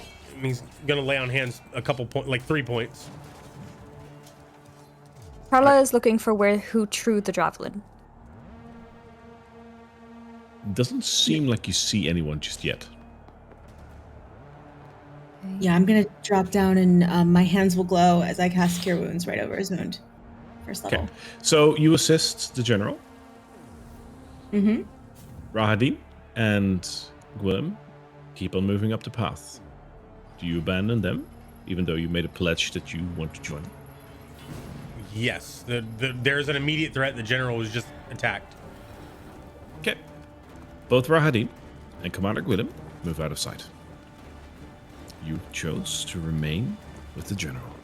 I mean, I know which direction they're going. For now. Yeah, sure. You gave lay on hands to the general, and he seems to be in a little bit more stable condition, but he's still pretty hurt. What about cure wounds? Yep. I also, Oh, sorry, the healing. the cure wounds. That does help, but he's still hurt. Damn it. It's not a pretty picture. Yeah. As you try to help him, well, Carla, you haven't done anything yet. What do you do?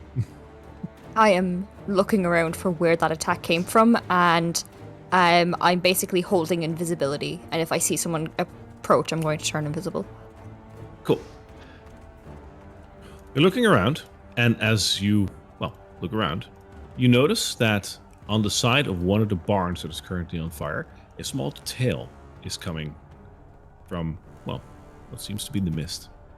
It seems to be 3 infantrymen and another man that looks really different, but really shiny. He looks like he's carrying the word of God with him. They see you, and they see the struggling general with you. And it's time to make an initiative roll. Oh God. Okay.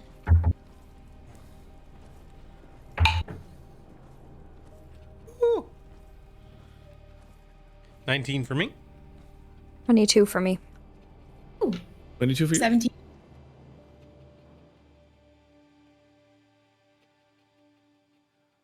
Noted. We're at the high roller table. But once. Oh God.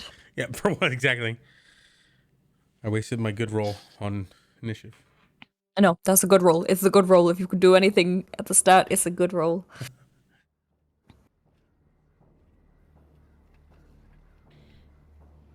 By the way, in terms of spell slots, do we have all of them regained, or is it from everything that we've done throughout the day?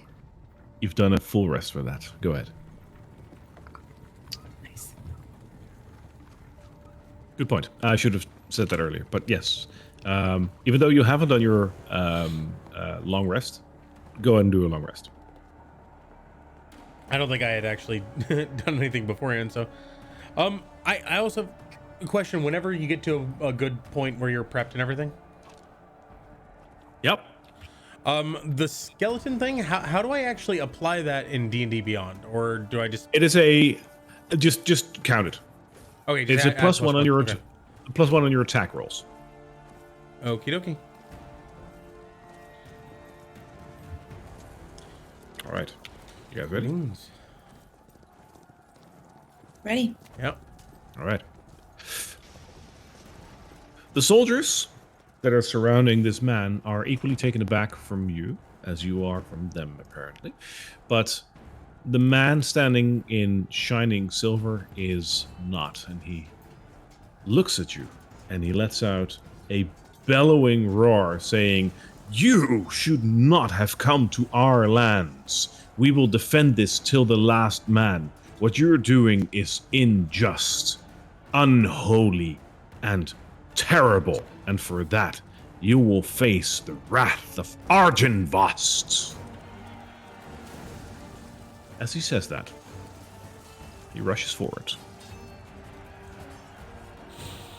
But he can't make it to you guys. Carla, it is your turn. What do you do? As soon as I see people, invisible. I go invisible. I despair of existence. I will actually make your token invisible, but I kind of have. That's A-okay.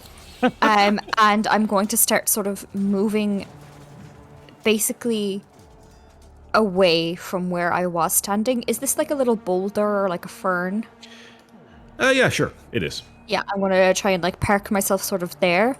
And I'm going to, as I'm going, just start being like, come on, like something come to me. And I'm going to use my bonus action to determine what tail is going to come before us. If that is allowed. So Sure. got a 3, which is what, Tail of the Beloved Friends. Not bad. And we used that before, so that's fine. So I've determined my tail, and I've moved, and I'm invisible.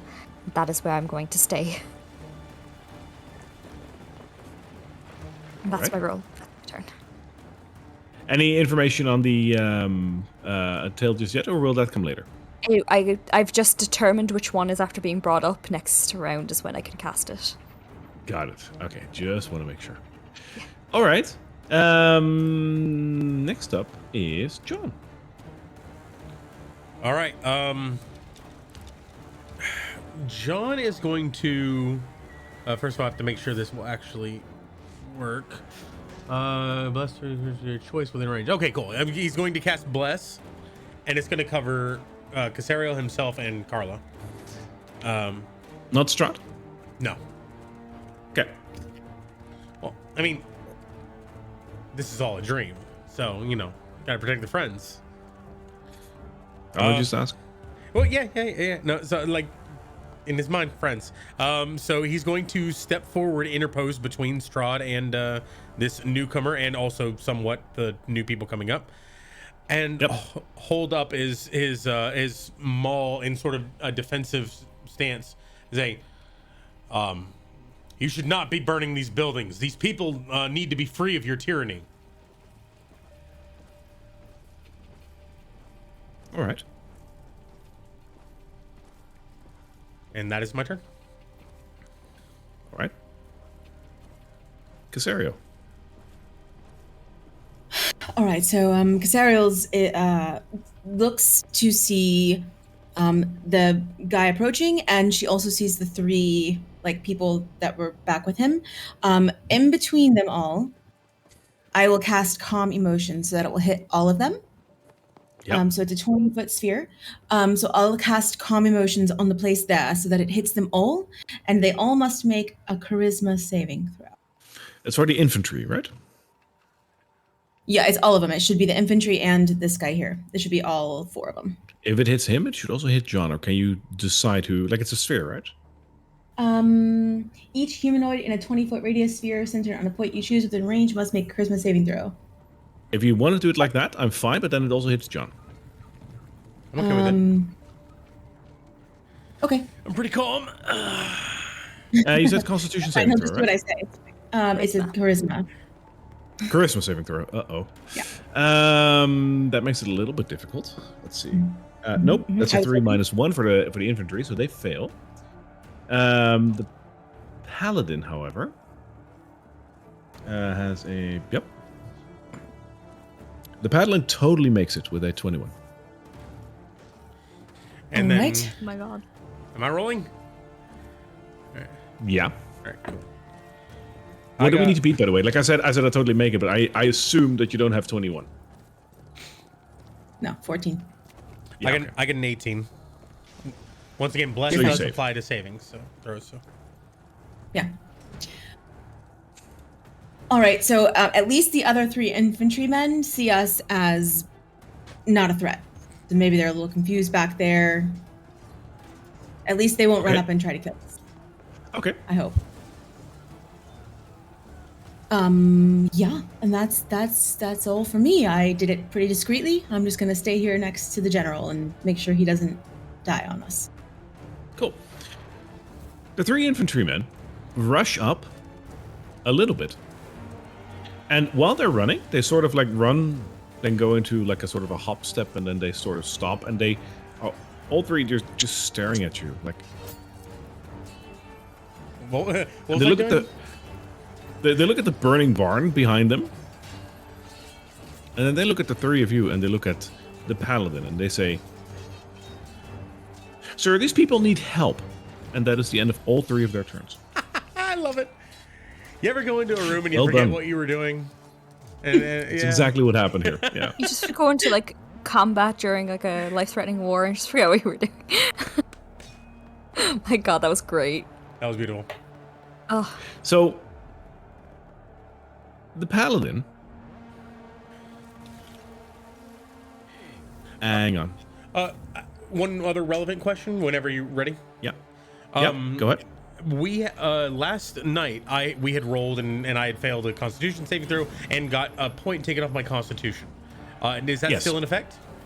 Yes. Okay, cool. Just making sure. You haven't had your long rest yet. Cool. Yeah. Good, good question. I don't have a token for a spiritual weapon, so I will substitute it with something else. But the paladin chooses to cast spiritual weapon as a bonus action. There you go. And then That's cool. proceeds to attack John with his mace that he has with him. And he tries to hit you for a 20 to hit.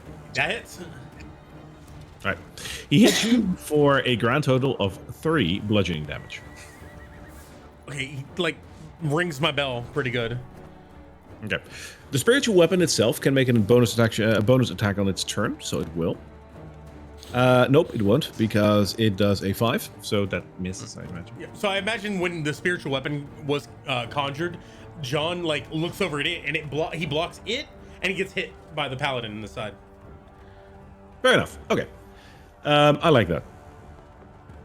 That's the end of the paladin's turn. So, Carla, you're being invisible and behind a rock. behind a rock, I'm invisible, and I'm recalling a tale from a beloved friend, particularly my first ever tale. The tale of Lavender Cobblepot and I adventuring into a dingy, dark hut to save her sister from the undead clutches of an evil witch and a beastly monster, and that tale fills me with such comfort, such inspiration, and such a need to protect that I send it out, and sort of this bolt of energy gets shot straight into John, and he will gain 5 plus... Wait, what is it? Oh, sorry. You'll gain... Oh, it's... my inspiration die plus my charisma modifier, so that's 4 plus 3, 7 temporary hit points. And you will you sort of see this purple energy reaches out, blasts him, and all that's kind of left of it is sort of like a best friend locket sort of around his neck in this spectral purple glow to add that energy. And that is my action. I am going to move then. I think I'm going to continue circling around so that I don't get too comfortable in one position. That's 20, so I have 5 more feet. So I would like cover... sorry. I'm trying to figure out where I want to go. Yeah, I'm gonna move over sort of closer to here. Or no, sorry. I'm so sorry now. I really can't figure out what I want to do. In terms of movement, I'm just gonna go down here. I want to go 25 feet down. But you are still invisible, right? Yes. Okay, I just want to make sure. Do you have to roll a like constant? Yeah, because it's like inspiration. No, you didn't do anything that would break it. Yeah, I just determined my tail and it came out. Okay, Yeah. I'll take that. Cool. Cool. Mr. John. Seeing the purple glow and the sort of he doesn't see the locket on his own chest because he can't look down. He's busy. He sees the purple glow. He goes, "Saloon is with me. Who is with you?" And he's going to attack. Okay. And let's go whaling. I think that's pretty good. Let's see, my mall. That is a total of a dirty 20. That hits. Yay! So with this, that is going to be. Oh, son of a bitch. Okay, yeah. I'm gonna go ahead and lay into him with a smite as well. So Okay. that will be 2d6 plus 2 plus 2d8. Cool. Just making sure real quick. Divine Smite. 2d8. Yep, cool. All right. That is going to be, oh, decent. Okay, that's 10, 14, 21 total damage. How much did you say? 21 total damage. I got a 4 and a 7 on the smite and a 10, 2 5s. Oh, actually Wow. plus 2. So actually it was 23 because I had 2d6 plus 2. Okay. That connects with him, and he's not feeling too good, Mr. Stark. And just verifying, the plus 1 from the You skeleton just- only was for attack rolls, right? Yes. Okay, cool. You just dislocated his jaw and like popped out an eye from his socket or something. Like he's not feeling too good. So I blocked the spiritual weapon, and he hits me in the side of the head, and I say, "Saloon is with me. Who is with you?" And I basically ram the butt of the maul into his face. That is just beautiful. Holy shit.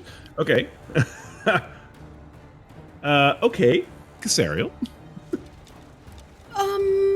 Yeah, I'm starting to feel like we're the bad guys here. We're the bad guys here, right? Anyway, so just FYI, if the 3 guys witnessed John kicking their commander's ass, it would have. Yeah, they're angry now. Yeah. He hit me Okay. first. He started it. So that's she was negated, just but about good call. to tell them. Yeah, she was just about to tell them to go like help people with the fire, but she's like, shit. Yeah, no. Yep. Right. She. Yeah. I am going to. I don't want to hurt any of these people. What do we do? I don't know. I don't want to hurt any of these people. I'm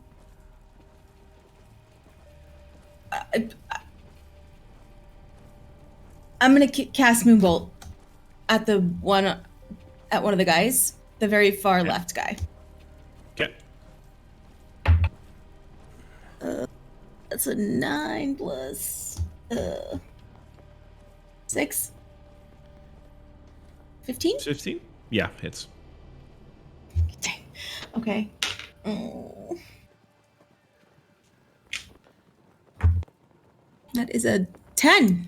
10 points of damage. He Sorry, did. buddy. Oh god. He just got incinerated by moonlight. Right. And then The I other look at the two other. don't like that. If you want to live, go help the people burning. Go help people burning. Go help the people burning. A light comes out and burns one of them. Oh. That is the end of your turn. Strahd lets out a moan and nothing more. Come on, The two General. infantrymen that are still there see their good friend being burned up by moonlight, and they saw that you did that, Casariel, and they both run at you. and they both try to attack you for trying to avenge their friend. They both use their spear to attack you. One does try for a 16. Does not hit. Right. I'll take my shield and as I see them running up and I'm waiting for it, so I bash the attack away with my shield. Cool. The other one tries for a 12, so I would imagine that also doesn't work. One and the other. All right. As they do. Didn't I tell you? Amazing on the battle. Where's Carla? Never mind. Nope, that's it. The paladin's turn is again. He doesn't look great, John. Like, you hurt him. Like, ow. And he puts a hand to his chest, and he casts Preserve Life, and a full, like, warm sun glow forms around him and flashes briefly, and when the flash is gone, he looks as he's never been touched. His spiritual weapon tries to attack you. For a 14? Nope. And that is it. Carla. So this guy shines something now, John, and attempt to slash him with his spiritual weapon. So I'm just going to get a little closer within range. And I'm going to pick a point that is just like, if you can imagine 5 feet away from him, and he is just on the cusp of that 5 feet. Sure. But just like in this sort of general area, right? Yeah. I'm picking it here, and I'm going to cast Cloud of Daggers in that area. Yeah, okay. So basically, I take one of the daggers that I found, and I sort of I unsheath it, and it sort of flings out, but the glint sort of like transforms into a like purple like version of itself, and that breaks into 4, and it starts like violently spinning around, similar to how those blades spun around in the murder house near this man. And what can he do?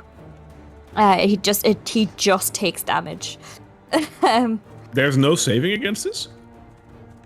No, he just takes damage. All right, fair enough. Wow. That's great. Okay, so I have to roll a d4 4 times. That's 4, that's 3, and that's 4 again. So altogether, that's 11, I think. 8 and 3, yeah. That's 11 points of damage to this man. Wait, no, that was only 3. Yeah, I was gonna say that's. And 2. So that's 13 points of damage to this man. Okay. And anything that enters this area will take damage on its turn, and it's basically up there. And since I've done this, my invisibility is down now. It's a concentration spell. Yeah. He hurting, and wow, you just turned part of him into mincemeat. Like, he just put his eye back and his jaw back, and now he looks like a bloody piñata.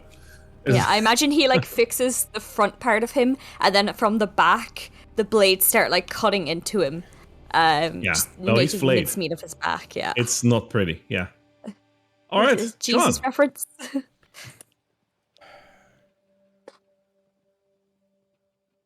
John's going to. I'm going to try to reach out and grab, and I'm going to basically do a grapple on this guy and try to grab him and grab like his weapon arm and his shield arm and hold him and say, stop attacking this village. We're here to help. What are you doing here? And I'm going to try to hold him there. Maybe even I'm just going to hold him where he is. All right. You're going to try to grapple him, basically, right? Yes. All right. Let's make an opposing strength check. Alrighty.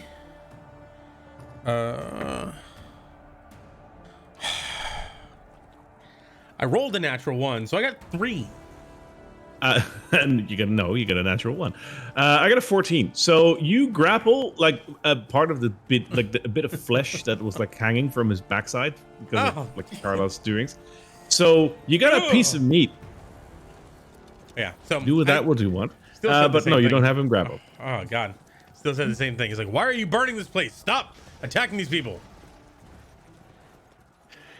Anything else? No, that's it for me. Cassie. Okay. Here's what I'd like to do.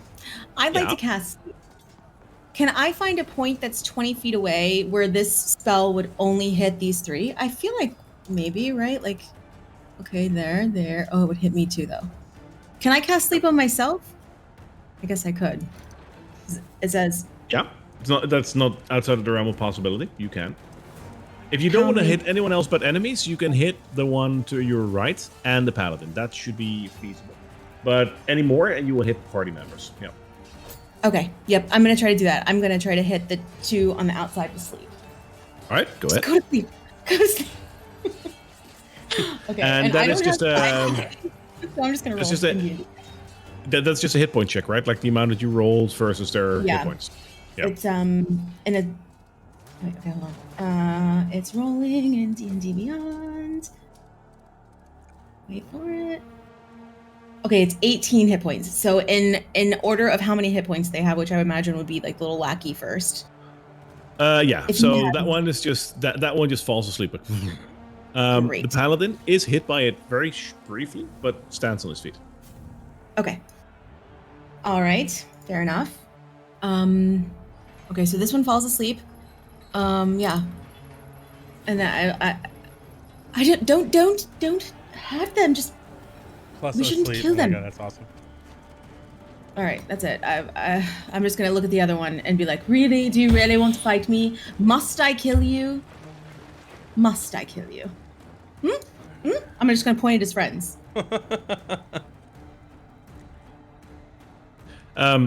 He angrily looks at you with all the magic and whatnot you're doing, and he says, "You foul magic user!" And he just tries to like punch his spear into you. He tries to attack you, and he does so with a 22. That hits. That deals 5 points of damage, piercing damage. All right. Ouch. It's the paladin's turn. The paladin, severely hurt, looks over his shoulder at Carla, grimaces angrily, but turns his attention back to John.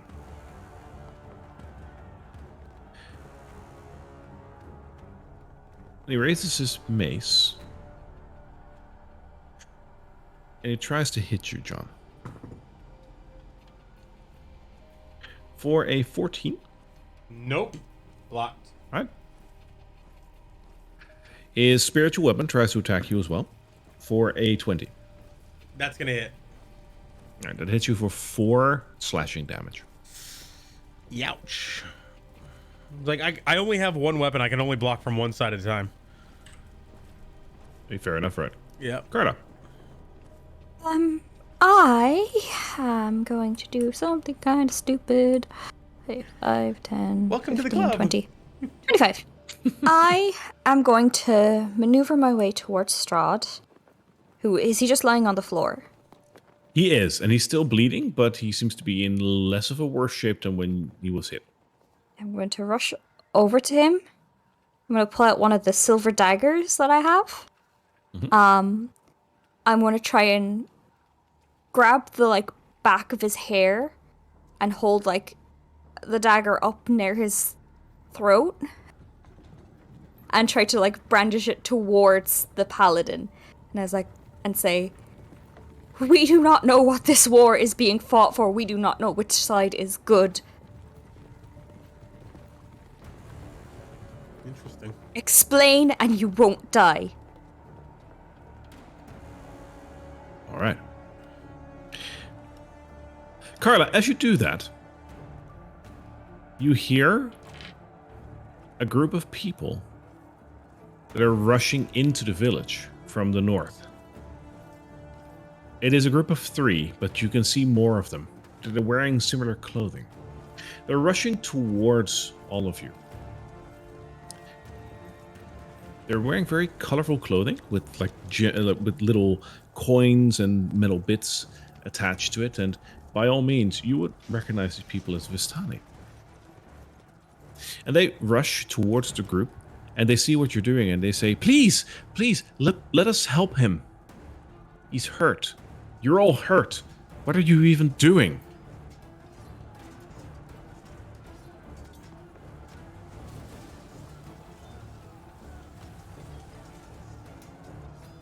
I'm waiting for your response, Carla. You're muted, John. Oh, sorry. Yeah. Carla's going to like look between the two of them, and how does the paladin react when she says this first? He's confused that you would do this to your own general. Okay, he's just confused. He's not. Okay. No, he just looks like he doesn't like he. This might be a ploy to just make him lower his guard. So this is a well-trained man. He's just confused, if anything. Okay. I don't want to make an enemy of the Vistani. I'm going to look towards them and say, "You ruined my plan. I was trying to be deceptive and cunning, but you ruined my... Oh, fuck's sake." And I'm going to, like, sheath my thing, and I'm going to go, "I'm so sorry, my lord. I was trying to protect your life." Okay! I understand. Yes. I do too. So Carla then is going to, like, bounce away from him, almost, like, branded. And...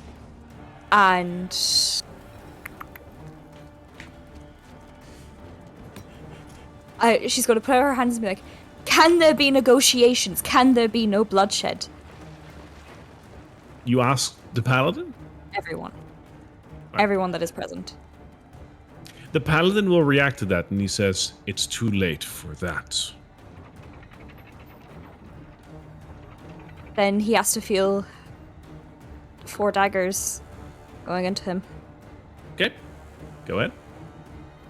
There's a 4, a 4, a 3, Oof. and a 1. Yeah, that's 13 again. Okay. So, I don't know if you guys fancy meatballs tonight, but you got the material. Holy shit. He gone. Oof. I imagine, yeah, he says, like, it's too late for that, and she just kind of, like, sighs a little bit, and in the moment that she had, like, taken the knife up to Strahd's throat, she had stopped the blades, and just as she sighs, they start, like, whirring again, and that's what slices him up. This is Barovia! It is too late for that. Okay, so you killed a paladin. Anything else? Really regretting her life choices. That's, if that counts for anything, but go ahead. At least it's not a puppy this time. John, your turn. All right, so now that he's been minced, John's going to like. Also, the ghost is gone. Yeah. Okay. Cool. John, this guy is sleeping. Is he just like falling over? Yeah, it's just on the ground, like. Okay. Cool. So John's going to step calmly between Carla and Strahd and over to this guy, and he's going to essentially like almost fatherly / brotherly put a hand on his shoulder and say, "It's over, son. It's time to lay down your arms. We'll deal with this man to man." And that's it. That's give me an intimidation check on that. All right. Okay, cool. It's not meant as such, but I still want it. Ooh, okay. I'm actually damn good at that. All right, and No. that is not going to be... So bless only is attack rolls and saving throws, so this is not included in that. Oh my god! What I meant to say is I got a 20. No, I'm just kidding. I got a total of 7 with a roll of 2. So I think my turn will play into that, though, if I may. Okay, yeah. You may, because it's your turn, and he will just say no.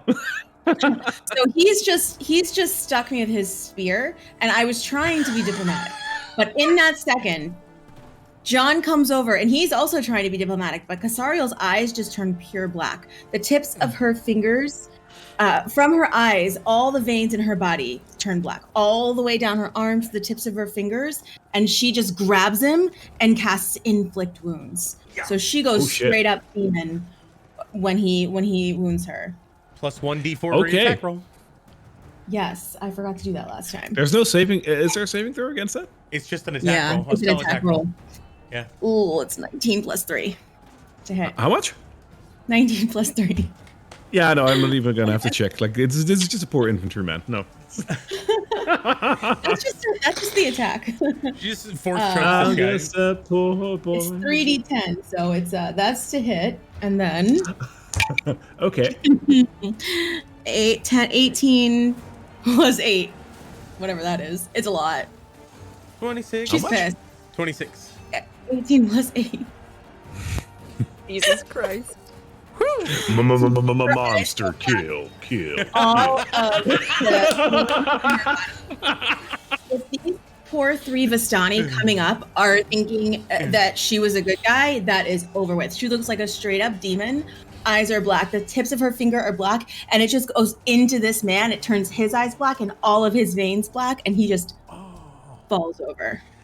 So yeah. That's why my so intimidation inflict failed. wounds. Just like, you know, if you watch a recorded time lapse and then sped up of a wound healing, right? The way you see, like, you know, it forms a scab. It takes a little while. If scab falls off, you get a little scar. You know, it's that in reverse. That's what you know, inflict wounds does. It's just like you literally just see him melt from the inside out. Yeah, it's just, that's very scary. Like, this is a very scary spell. Holy shit, Casario. I had my hands on his shoulder going, "It's over, son. Put down your weapon."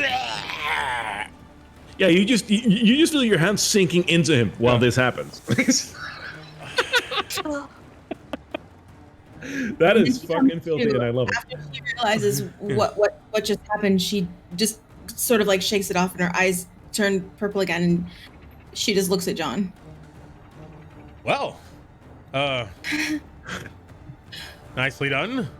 I'm gonna go wash my hands. Tapped me. Yeah. The other soldier is still sleeping, by the way. That will take another minute. What will you do with him? Or will you decide when he wakes up? Should we just disarm him and bind his arms? Yeah. All right. That will effectively disable him. Unless you want to question him, but that will effectively disable him. Yeah, we want to disable him so that he can't attack or move, but not gag him yet. All right, cool. In that case, he will then no longer be asleep, and I'm just going to put him aside. The Vistani, in the meantime, move towards General Strahd, and they pull him out of the group that you are you're standing over there. So they pull him towards him. And they look at the three of you and they say, "Allow us to help. Your general needs help. He is in critical danger." Who are you? We are Vistani. We live in these lands. We roam these lands, and it is our duty to help those in need. This man is critically injured. We can both help him and take him away from here, so he will not be in the midst of battle. Do what you need to do, but allow us to take care of this man. Were those the people by the pond, like Eva? I believe it's They're not the same people, but they definitely look like that. I want to say that out loud to Casario. So Okay, everyone go can ahead. hear. Yeah, were those the people by the pond, with Madame Eva and the cards and stuff? Kazariel still has this guy's like intestines on her hand. She's like a little freaked out. She just looks at John. Carla like wordlessly hands over the wineskin.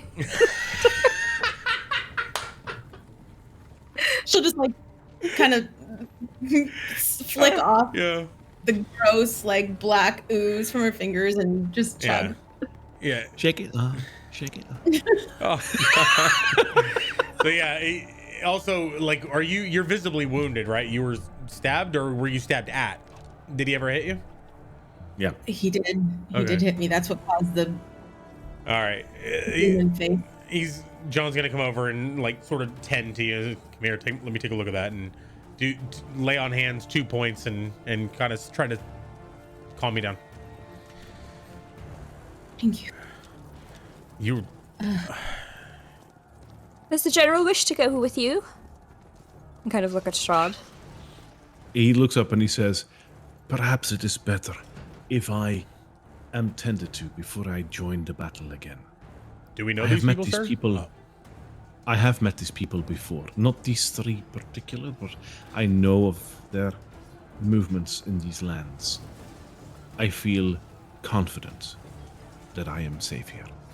Leave me with them and proceed to pursue your battle." Cool. Good luck.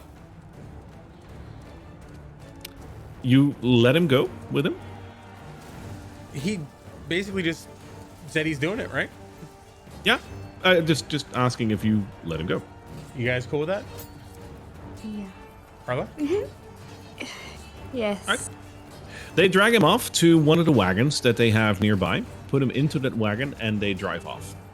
Before the wagon is like just about to set off, Carla's Yep. like looking intently at him. Sends like a message his way. Can it be received by him? To Strahd? Sure. Yeah. It's like, do you know that we're not your lieutenants? Are you aware of what we are in? The message you hear back is, "Who said that?" Sorry, that's just perfect. The young one seemed to know. Okay. We're The your battle? imaginary friends. Want to become deserters? I think we should all become deserters. I'm gonna turn around and come over to this gentleman here. I'm gonna slap him. While you walk over, nearby there's like a pile of minced meat. Ex-paladin, I imagine. Next to that pile of minced meat, there is a silvered longsword. Wasn't that one of the items that we needed? Or no? I think there was a Something silver with it dragon. on. There was a silver dragon thing. Dragon, yeah. A holy symbol of great hope. Weapon of vengeance. A sword of Yeah. light. Yeah. What you seek lies in a pile of treasure beyond a set of amber doors. Might be. This could be the I original mean, we one. already killed the paladin. We should rob him as well. Why not? You know? You want to take it with you? I don't notice that. Oh, do I notice it? You're saying? I do notice it. You basically step on it as you walk over and step over the pile of minced meat there. I see.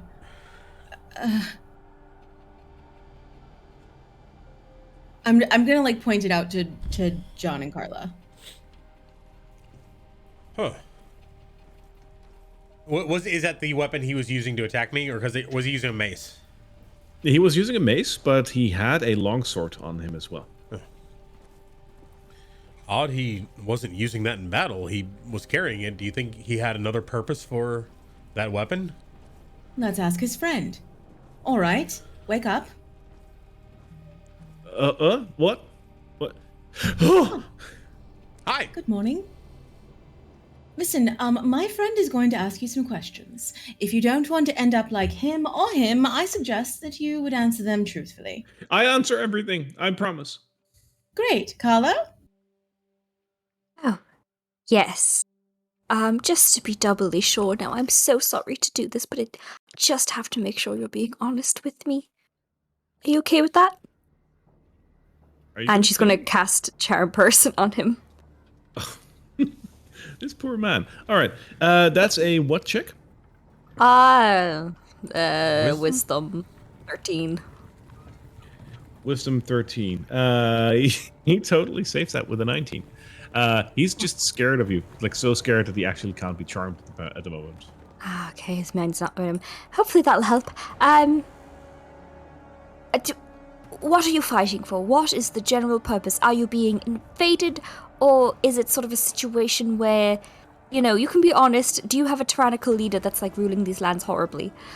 We're fighting against the enemy, and they're trying to besiege Arjun Vostholt, and we will not let them do that. How can you even fight for a man like that?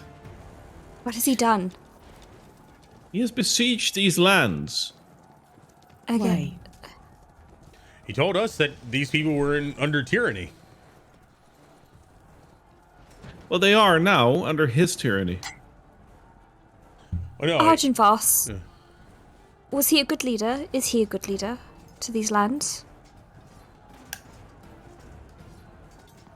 Arjun Vost is, and as he says those words, you hear in the distance a loud roar that just it makes everything silent for a second. Can we tell what direction it came from? Oh yeah, it came in the direction of the castle, Arjun Vostholt, which you can see from here. Like it's not too far away. I'm gonna look at it and see if there's anything activity. All right. The swelling of this roar that you heard is just followed by a cold shiver that runs down the back of your spines for all three of you. Another blood-curdling roar just rips through the air, silencing the battlefield. Like everywhere, it just seems completely quiet for a moment. The sun above, that can actually be seen right now, there is no mist around you, reflects harshly of a pair of glinting silver wings and claws that crest the turrets of the castle, and you gaze in full view of Arjunvost, the silver dragon. Well, You hear, in the back of your minds, the voice of Strahd that says, "But the war years and the killing years wore down my soul as the wind wears stone into sand." And the mist once again envelops you. And as you blink, trying to look through the mist, you find yourselves no longer on the battlefield,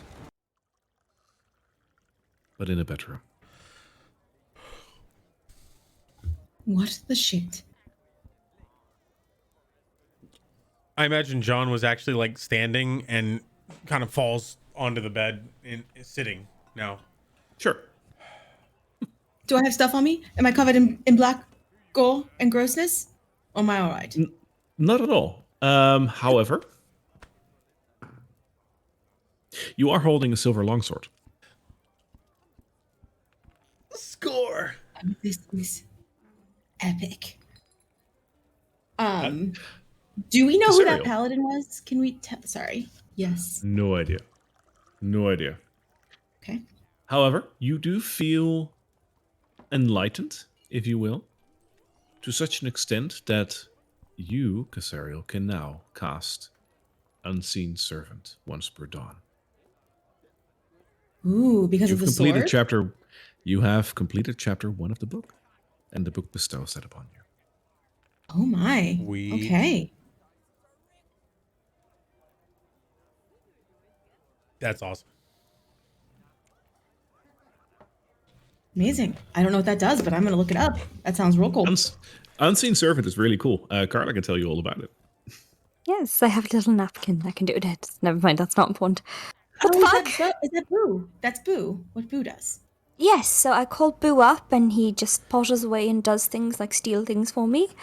And I take out like the little napkin that has the two eyes cut out and I like put it down on the floor and it actually like envelops around his shape as I cast forth Unseen Servant. And he just sort of like potters around and does a little like kicky dance, just a little one. And you could see it because it has this little napkin on it. Otherwise it would be, you know, as the name would suggest, unseen.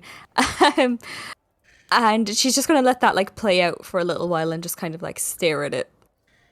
So and then look back at the sword and then stare at it. in my little headcanon, he looks like the little Charlie Brown covered in a white cloth thing from Yeah. Charlie Brown. And I hear, I got a D20. I got a D20. I got a D20. I got a rock. It's good rock. Hey, Yeah. as a quick in between, I know that you guys haven't taken your long rest just yet, but also looking at the time, we are already a little bit over the halfway mark. Do you guys want to take a break? Yes. Yeah, sure. Let's take a break. Let's get our fucking thoughts in order. Yeah. Oh my god. All right, we will be right back in about 10, 15 minutes, or on YouTube in about 2 seconds. So don't go anywhere. And we are back from the bar. The drinks are restocked, the snacks are refilled, and the fireplace is lit. But before we get back to the tale, we'd like to thank Tabletop Audio and Foundry for providing the visuals and lovely ambient music for our games.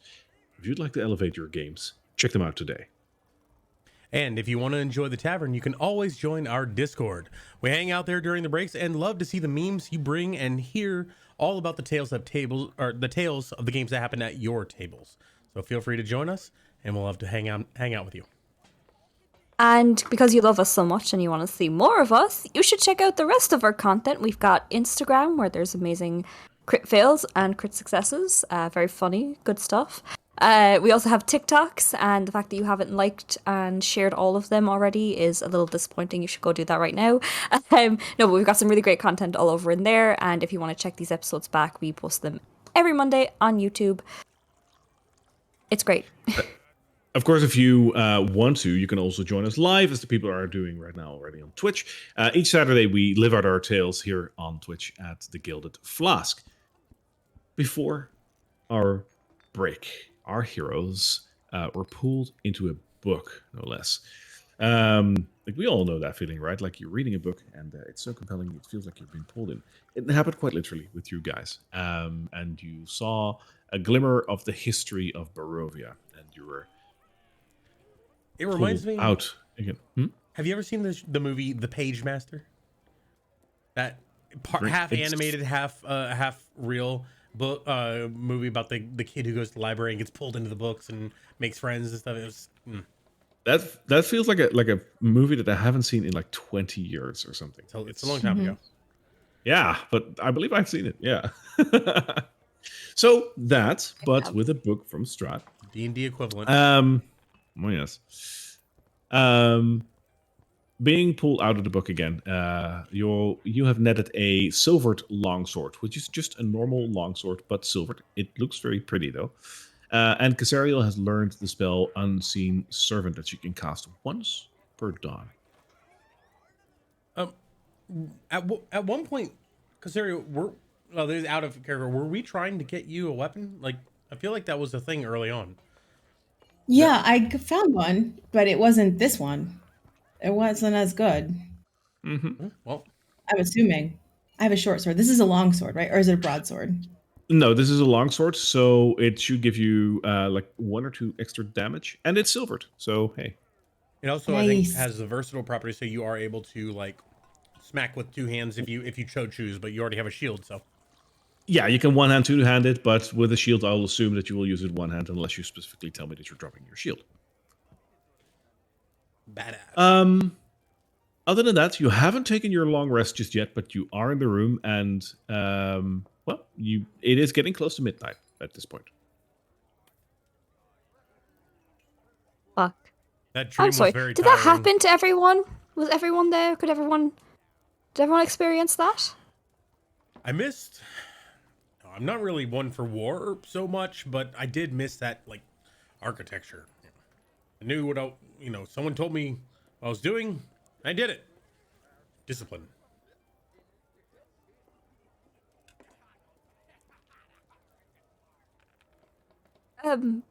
We sliced a person up into tiny little pieces. John, He not to detract. We were trying to get through to him, and he attacked us. Yeah.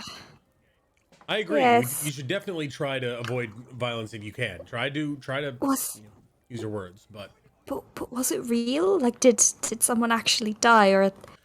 well, I don't have any more paladin patty on me. I don't have any more black goo. Thank you, Casario. That was interesting. So I He imagine it was a dream. pierced me with a spear. What was I to do? Oh no, I really completely understand. He attacked you. Yeah. Could have probably disabled him, but you killed him. It was fine. I was It was a trying. dream. It was fine. It was not. I would like, for the record, I tried to put him to sleep. Of course, no. You Perhaps the first time in my entire life, I didn't just attack them all and kill them. no, I'm I very feel proud of as you. though. Thank you. You Thank did you. fantastic. I mean, I didn't even know you could do that. That you could actually just put someone to sleep. That was both Because I've never done it before. scary Because I've always and- just murdered everyone. You know, that's why you didn't know I could do that. But I tried. See what happens when I try.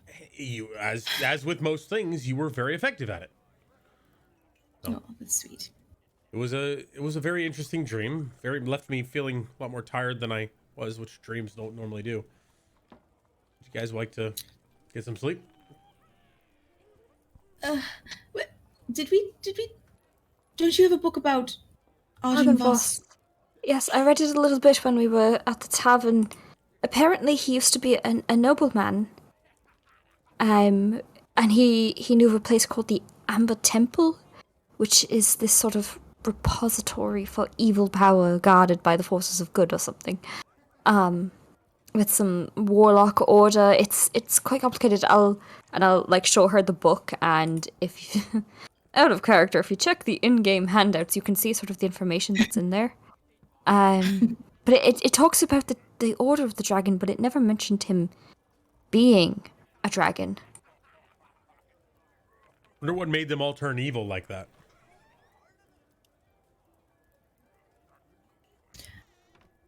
And there's another name in here, Vladimir Horngard. That was quite interesting. Apparently he is going to avenge Lord Argynvost, and maybe if we find this keep of Lord Argynvost, if it has amber doors, it might have that weapon we're looking for. But we might have to encounter this man. I don't know. The Orcus Warlocks. You said something earlier about an amber building that held evil back by good or something like that. Yes, apparently one of the things that Argynvost, Lord Argynvost, was known for was a place called the Amber Temple, and we're looking for something behind amber doors.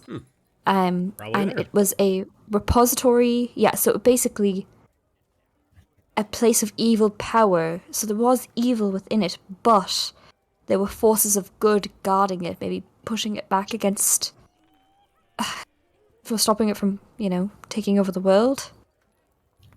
Wait, so if the Order of the Silver Dragon drove away the dark forces, searching for the Amber Temple, that means they're the good guys? Maybe. And maybe they turned evil, and that's why. I mean, Strahd kept talking about tyranny, and they were fighting against people. Something must have gone wrong along the way.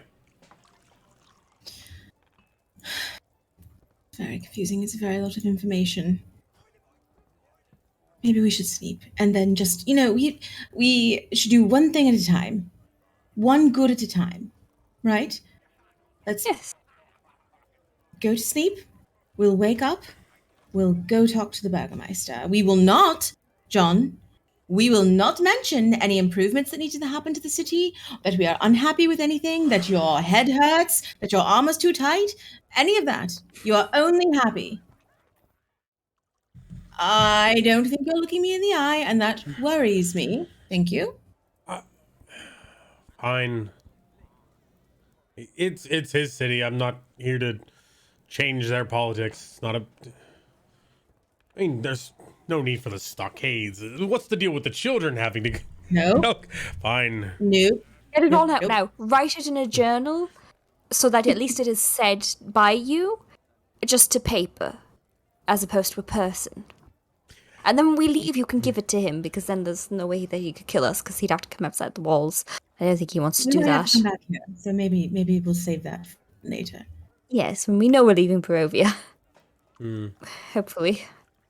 You realize if you say it to him, he'll put you in the stockades, and then she and I will have to figure yes. out a way to get you out of there. You're going to And wear honestly, a donkey head, which is the only silver lining, because actually that would be hilarious. Yeah, I think So. I As a would matter of fact, just leave go it ahead and there. say it. Yeah. No. Fine. Yes, we've been to several places that had very odd customs and never really been one to, tell people how to live their lives. Seems very odd, but fine. I won't tell I'm gonna him. hold my arm out to him. I won't. I won't tell him about all of his terrible, terrible decisions as a leader in this place. I'm gonna hold my arm out to him and grasp his, arm the way soldiers do, like this, and that, nope, like this, like a shake. And that means to us, John would know that we just shook on it, and that's an unbreakable oath between us. An unbreakable vow. Huh? Of course. All right. Well, I feel better.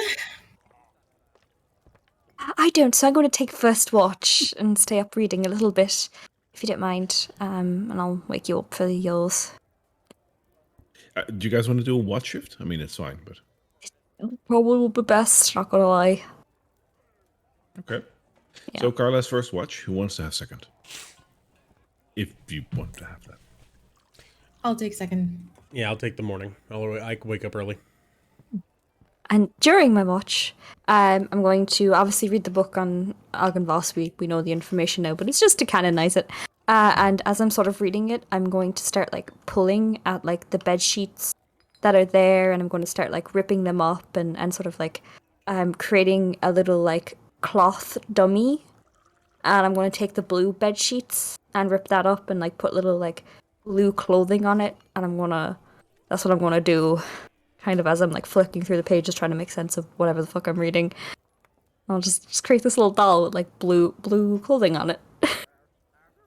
I really like that you're doing that. So, other than the fact that you are actually doing that, I was quickly thinking what best role would fit this, because this is such a not a really D&D kind of action that you're doing. So I'm going to roll this performance. Give me a performance check here. Okay. Let me see if I can argue for something else. Okay. I suppose that'll do. Oh, that's not bad. That's a 19 plus 4, which is Oh, a wow. 23. You actually managed to make a pretty decent replica of what he had.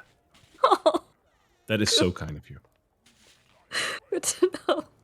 It is a slightly different shade of blue, but otherwise, if Blinksy ever would come to pass, Carla, you got your shop. Like it's Horrifying.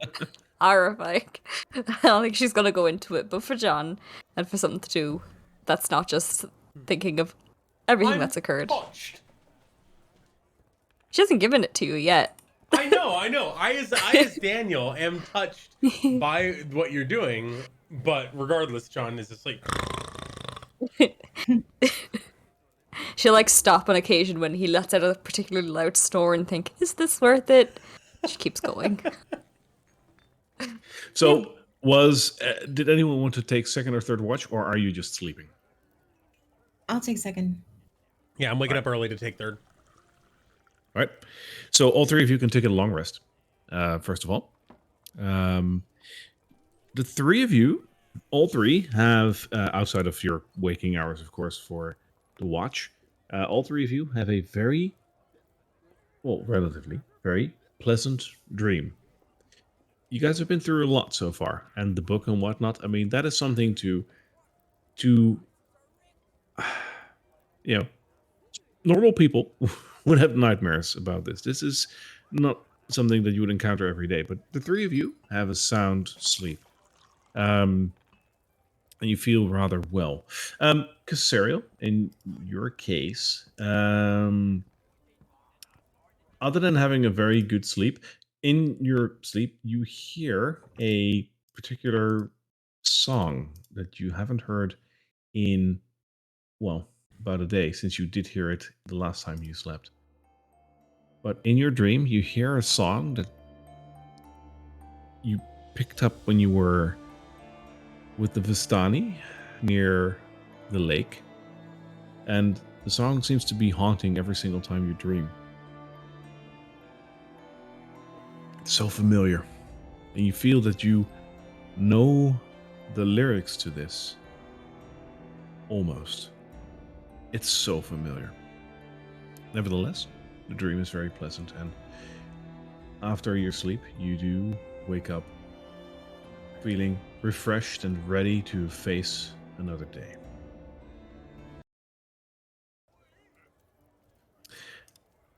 The three of you wake up in the morning, and I need all three of you to... Well, no.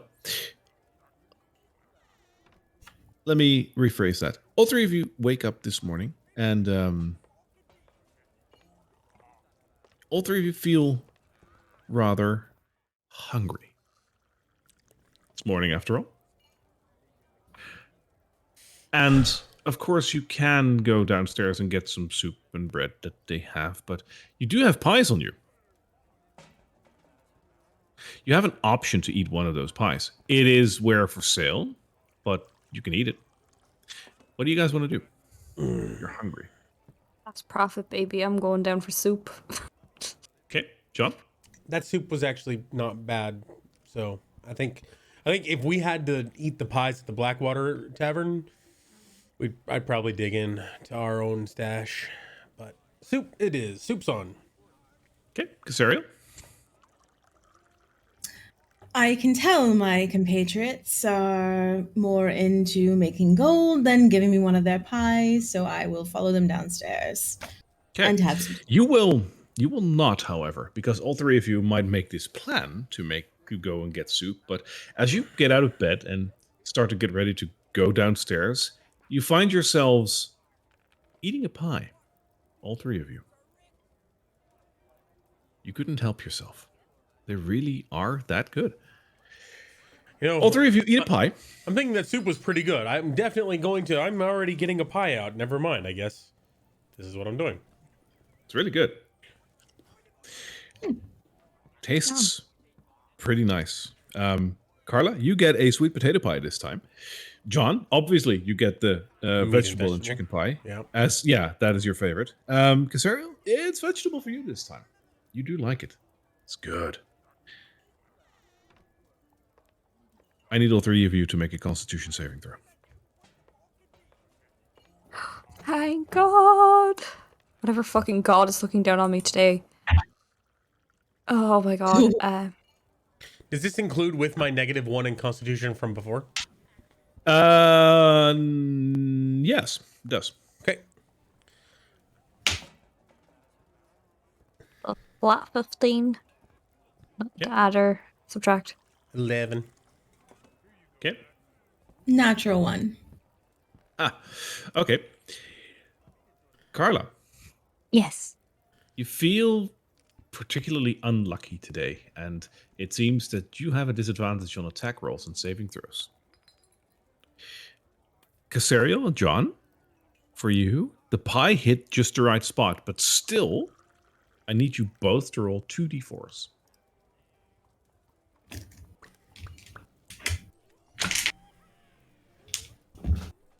These suckers are hard to pick up. A 1 and a 4. Okay. Oh, 3 and a 1, 4. Okay. I need you to subtract that from your max HP today.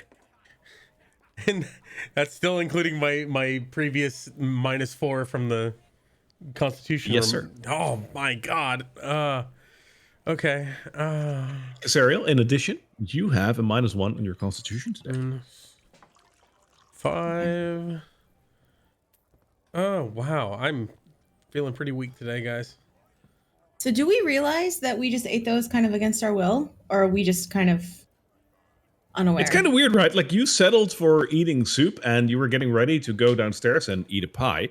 And then you go downstairs and, wait, you just ate a pie. That's kind of where you are right And I still feel hungry, damn it. You do? Hang on, I need to subtract some of our pies. I mean, I'm serious. Are you still hungry? Yes. All right, you eat another pie. And I'm still damn hungry. Stop eating another the pie. stuff. God damn it. That's 3. I'm going to smack the pie out of John's hands, if I can. You can't. He will fiercely defend that. All right. John, put down the Whatever. pie, and I will give you a I'm- special gift. He doesn't Of like course. while he's eating. Yeah. No. All right, No. so- no. I finished this. I put down the pie tin. I kind of look at the pack with the other pies, and then she says special gift. I'm like, what? You stop? You gonna stop? Oh yeah, I'm fine. Okay. Well, I saw how upset you were yesterday, and you did very bravely put yourself on the line yesterday as well in that dream. So I thought, you'd like this, and I give him the little doll that I made. Oh. Well, it's for you. This is If you don't eat any more from our stock for the rest of the day, you can have one later on in This the day is- if you want. But this is Bargaining. amazing. This is you made this. yes, it needed something to do with my hands. I was a little anxiety-ridden after what we'd experienced. Thank you, Carla. Thank you. This is amazing. And he's gonna like loop a little piece of a cloth around the like under the arms and like kind of tie it to his armor, so it's just sort of on his shoulder almost. Glad you like it. Oh, he's actually kind of chipper. Ready to start the day. All right. Hi. I'm going to sort of sit down with the remainder of my pie, and I am going to ritually cast Detect Poison and Disease because I don't feel well, and I'm Okay. watching my friends eat these pies, and I didn't want this pie. I mean, I did want the pie, but they didn't want the Oh, pie. you want the pie. Oh, you want the pie, girl. I did want the pie, but I thought I didn't want the pie. Anyways, I'm going to ritually cast for Detect Poison and Disease. All right. So I can Yeah. sense the presence and location of poisons, poisonous creatures, and diseases within 30 feet of me. I can also identify the kind of poison, poisonous creatures, or diseases. You, madam, are sometimes too smart for your own breeches. However, these pies are not poisonous nor disease-ridden.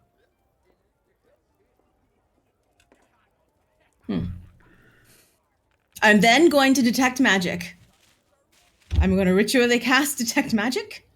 All right. Something So you that spend is another. Are you going to do that on a new pie? Because this is like 20 minutes in. You finished this pie by now. Well, I'm going to cast Detect Magic, and then I'm going to just look at the pies that we've got left. They don't seem to be magical. What about this sword of mine, this new sword? No? No, no magic. You do see some magic in the dolls, though, that you have, but you What already about knew that. the new doll that Carla made me? It's got the magic of love and friendship. Yes. And It there's a won't- little bit of minor illusion to make it just look a little bit better than it is. and it has the power to It warm suddenly my heart. flares up in your. It suddenly flares up on your radar, Casariel.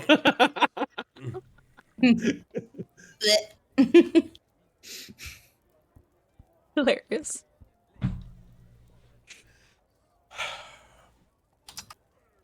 Well, I guess we don't need to eat now. Are we, You guys ready to go? First, What are we looking for? we The need to go get skeleton? a what's it called? A audience with the Burgermeister, and while we're there, Casariel can try and locate those shiny boots to see if we can see if that teenager is still alive and possibly being kept down in the basement. I'll, vanish, go explore a little bit, try and find him, try to get information, and that might lead us to the skull. I think that's the plan. If that sounds good and amiable. And I am not to talk to the Burgermeister. You could talk to him as long as it's compliments and happy things. You could show him your new doll. You can talk about how you liked the dolls at Blinksy's.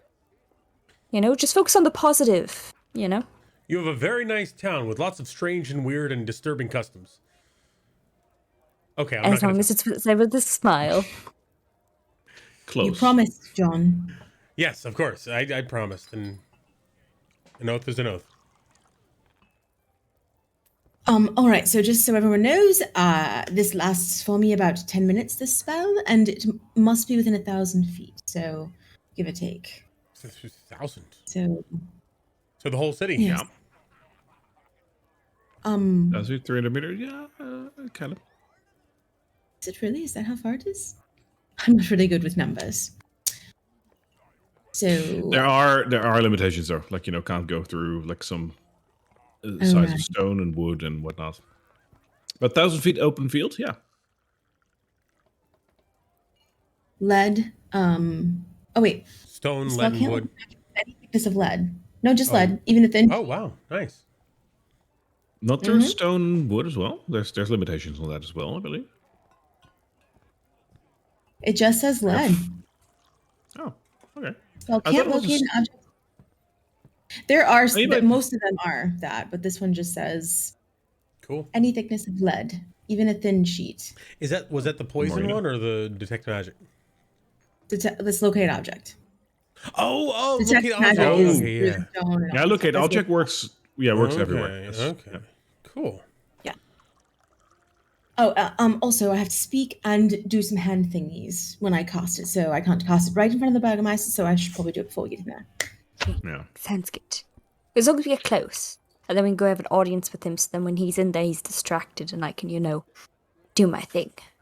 Because Serial Right. mentions all that about like how the spell works and what she, when she does the identify or looking for things, and he goes, "Yes, interesting." And he beans down to Carla. What are we looking for again? Shiny boots to find the person who's wearing them, which Right. is the weird teenager who may or may not have been involved with the taking of the skull, which you are interested in because it's a holy relic. Right, the grandson of the lady who was crying in the Yes, church. so we're trying to help her, but Yes. we're trying to find the skull.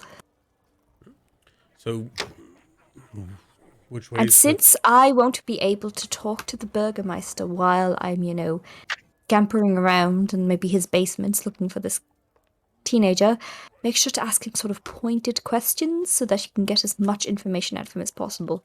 Stuff about Dr. Daskaloo or like Strahd, just be investigators. Have like fun today.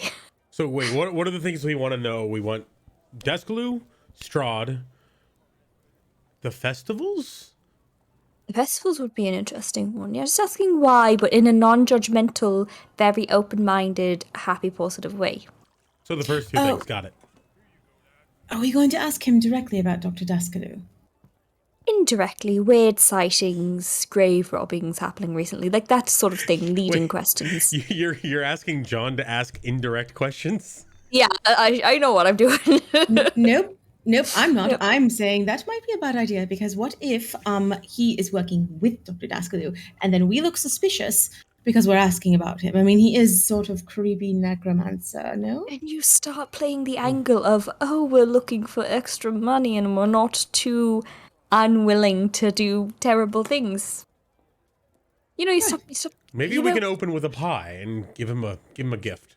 What I want both of you to do today, when we go to the Burgermeister, because I won't be able to talk to him, I'm going to be exploring his basements, but, I'm going to try to do this sneakily so that we don't cause too much attention to ourselves.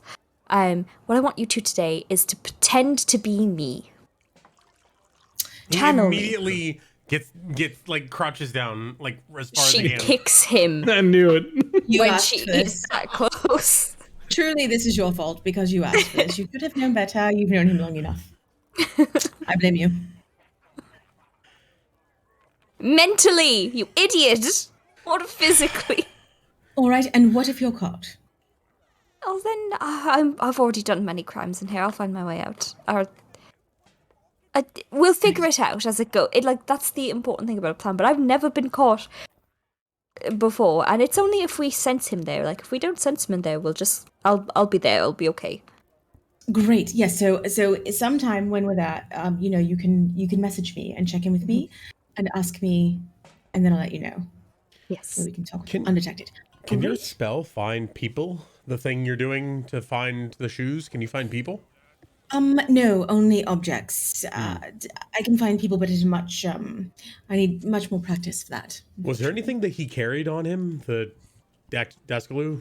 Was there anything that he had that you can find? Anything that you remember, you mean?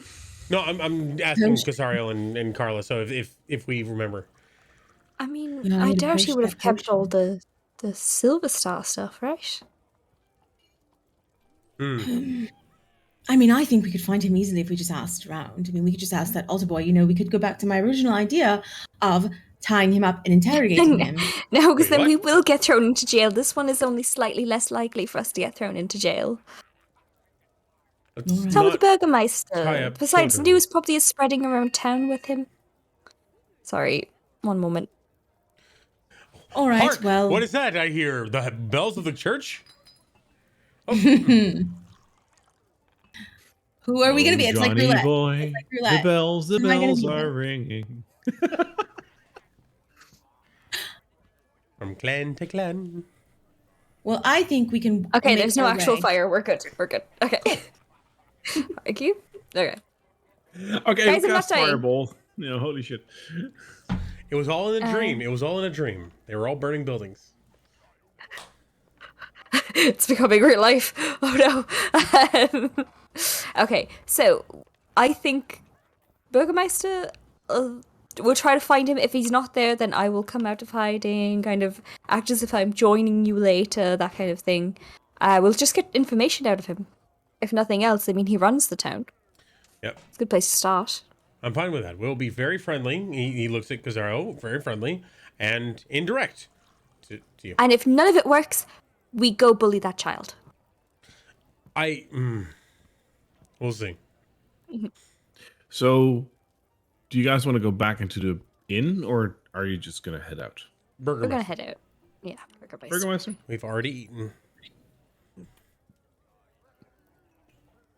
You head out back into the city with no idea as to where to find the Burgomaster, and you wander around a little bit until you hit this town square again, Imagine we would look for a guard. which is what I would imagine too. Although John probably wouldn't. He just sort of starts walking. Someone smart would probably look for a guard. Is what I'm saying. Girl still has the book on her. She's trying to not draw the attention of the popo. Oh, did you say we need to return that? You checked it out or something? Yes, but inconspicuously. Are we near the store now? Where even is that No. store? I forgot. Oh, Let's stay on task, shall we? We one thing at a time. Remember, we complete a task and then we move on. all right. Is there anybody in the streets at this hour? There is the odd guard that is patrolling the area.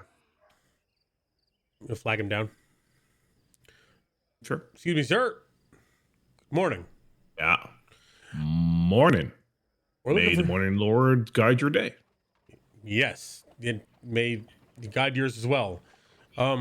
Where's the Burgermaster? We wanted to go and thank him for his hospitality and congratulate, praise, say that this is a good place. Hmm. Where are you from again? He turns to Carla. We We are. I say we, and then I looked at Carla. We actually hail from beyond Barovia, but we have come here selling pies, and we've entered this town with such a warm reception to our pie sales, as well as just generally we've had such a good time. We want to get to know the town a little bit more, and we want to get involved in this new festival that's coming up. So we thought we'd go and have an audience with him to sort of chat a little bit. Yeah, the Blazing Sun is going to be a good festival. Like we needed that, like a festival that will, make the others look bleak.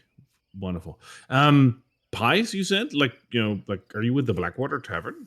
No, these are special, out of town pies. Do you want to try one? Do you have them on you?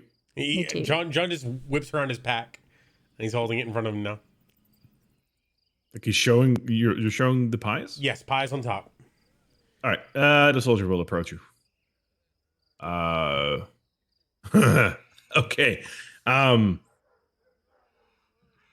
Let's just say, and he looks over his shoulder, just make sure there's no one else around. Let's just say you slip me one of those pies, and I'll tell you where you can find the Burgomaster. Give deal. Good. Sweet potato, meat and vegetable or veggie. Whichever. I don't care.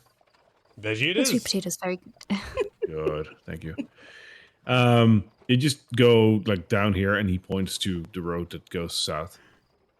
He says, you walk a little whiles that way, and then you see like a large house on the left side of the road.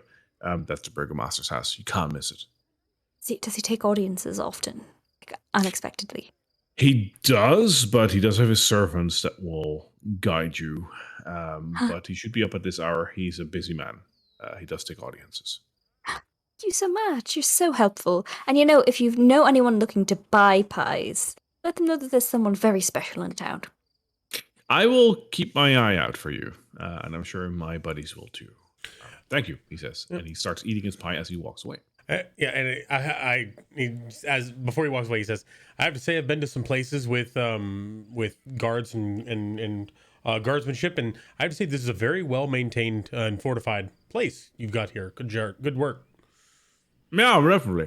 Thank you. Great job, John. Great job.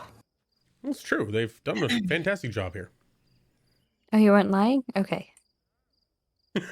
You pass by Blinksy shop and a house and another house, and you move towards the Burgomaster's house, I imagine. Mm-hmm. I have to ask. All right.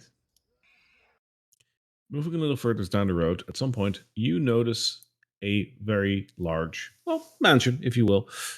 The outside, not really that great to look at. Like, this is not, it doesn't have any grandeur or anything, but it's big. So it must be the Burgomaster's mansion. Approaching the front door, you notice that it's obviously closed. That was probably the time to do your ritual. And I'll, you know. Yes, indeed. I will cast Locate Object. Okay. What do you try to locate specifically? I am going to try to locate the embroidered boots that Umi's mother, Wilhelmina, was telling us about. Okay. What do they look like, Casariel? They are boots, and they have lots of embroidery on them. Mm-hmm. Mm-hmm. Yep, they're really embroidered boots. They're boots that are embroidered. And how familiar would you say you are with them? I mean, I would say that I can picture them super well in my head. Like, I mean, embroidered boots are rare. Not everybody wears embroidered boots. You know? That is definitely true. Right. So it would be rare. So that's what I'm thinking about those embroidered boots. That's what I say. You don't notice them around here. Nothing yet. I'll see you all very soon. And I'm gonna go invisible. All right. John just shifts little John, as he calls him now, up to a bit, a bit better up, so he can actually Little see. John, really? So he can actually see a little better. Actually, I thoroughly regret my decision now. I feel like I'm missing a reference. Oh God, are we Yeah, you are. Okay, we'll talk I about. was I'll thinking figure that out we later. were talking about what we were supposed to ask because I that's not really my thing. John walks up and knocks on the door. All right. I don't really have any other. Like, I'm gonna put the blind condition on you, but it's basically you're invisible. I'm sorry. You knock on the door, and after a little while, the doors are opened. And hang on.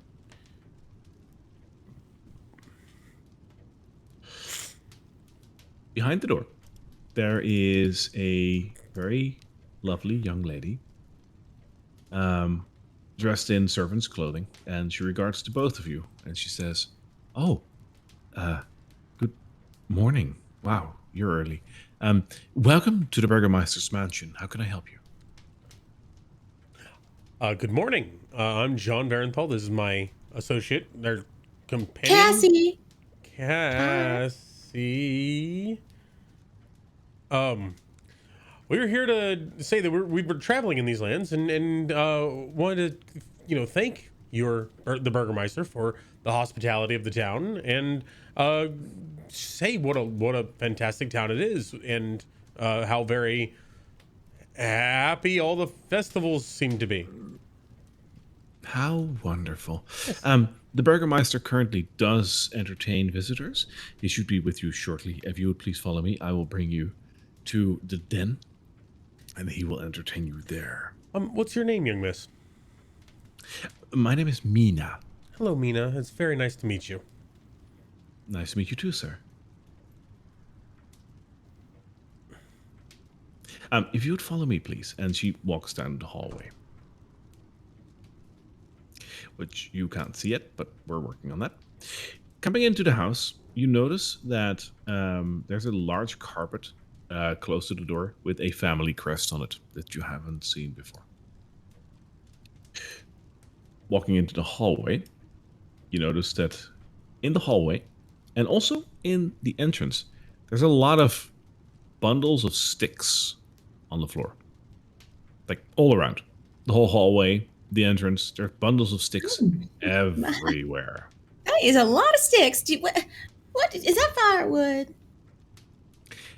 Why, yes, it is. It is for the festival, the upcoming festival, she says. Oh. Y'all burn that like in big pyres or something? Oh, I wouldn't know, miss. I'm but a servant's girl. In here, please, she says, and she opens up the door and walks in. Every time Casariel speaks like that, John just like Cringes. no, he's just like wide-eyed and looks at her like this is so new to him. I'm gonna look at him and just wink. And then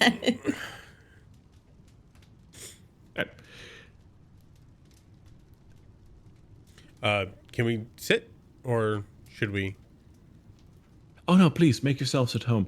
The two Dobermans over here do love company. Please don't pet them. That they don't like that. But feel free to sit down. I will go and fetch the Burgermeister for you, she says. All right. Can they have any She's food? gone already. Oh, okay. He's gonna sit down and. What is this dog like? Looking at him threateningly, or is he just panting and sitting there? They're both lying down and they're both looking at you like the fuck you will get close to me. Like what? Like if you get any closer, it'll probably bite your hand off. Like Okay, that kind of so- look. so you know. Not growling, what, but like, you know, looking dogs- threatening. Yeah, looking at you like don't come any closer. I'm gonna pull out one of my rations, like not a pie, but an actual ration, and look for some jerky, some dried meat. Okay. But I wasn't going to. Fine. Yeah. So Go on. I think I got it out by the time she actually was like saying. So did it react to the fact that I'm holding meat in front of me? Yeah, I rolled a natural 20 on that, so it will jump on your lap and try to eat that. And I will feed it to it very, very friendlily. Yeah, so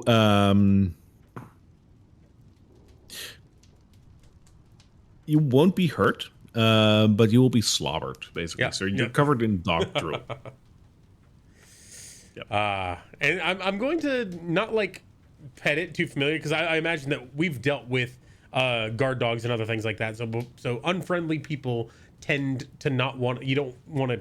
I'm letting him come to me, not pushing my hands all over his face and stuff. Yeah. So just letting him sit there and lick my hands off with the jerky. So that's it. All right. Carla, what are you doing? I'm going to very sneakily and quietly make my way towards this door, see if I can enter. How do you want to open this door? I'm going to kind of like reach my hand out and give it a tiny little jiggle, like really really small just to see if it'll open. It will. And I'm going to try and like very quietly like creak it open and then kind of like slip in with like the smallest gap that I can. So it almost looks like it probably was the wind if someone's inside. For that, I will need a stealth check. Okay. Oh no. Okay, that's gonna be a 2 plus 7, so that's like a 9. That's like a 9. I'm gonna guide myself, actually. Okay. So that's like, that now becomes like an 11. The door does kind of like a weird jiggle, but that could still be the wind, I imagine. And so does the person that is sitting here. It seems to be a parlor. A couple of chairs and a couch. In the middle of the room, you notice a elderly, well, not elderly, but like an older lady standing here. She looks regal, almost. Okay. I'm gonna just kind of like wait by the door a little bit to see what she's going to do, and I'm gonna try and like suss out the situation. She noticed the door opening, and she stands up, and you notice that she has some knitting in her hands. She walks over to the door and closes it and sits back down. Okay, so that's where a creepy old lady lives. Good to know. I'm gonna creep away from that, seeing that that's not a dungeon where prisoners are being kept. Then I'm gonna creep over to the other door. Is this open? Is that why I can like see it? It is no. The fact that you can see it means it's closed, like that. If it's open, you can click it open. Okay, I'm gonna try and kind of creep my way into this one. Okay, go ahead. I know. It is a storage closet with clothing and boots. Excellent. I'm going to start rooting around in the pockets to see if I can find anything interesting. All right. Including gold.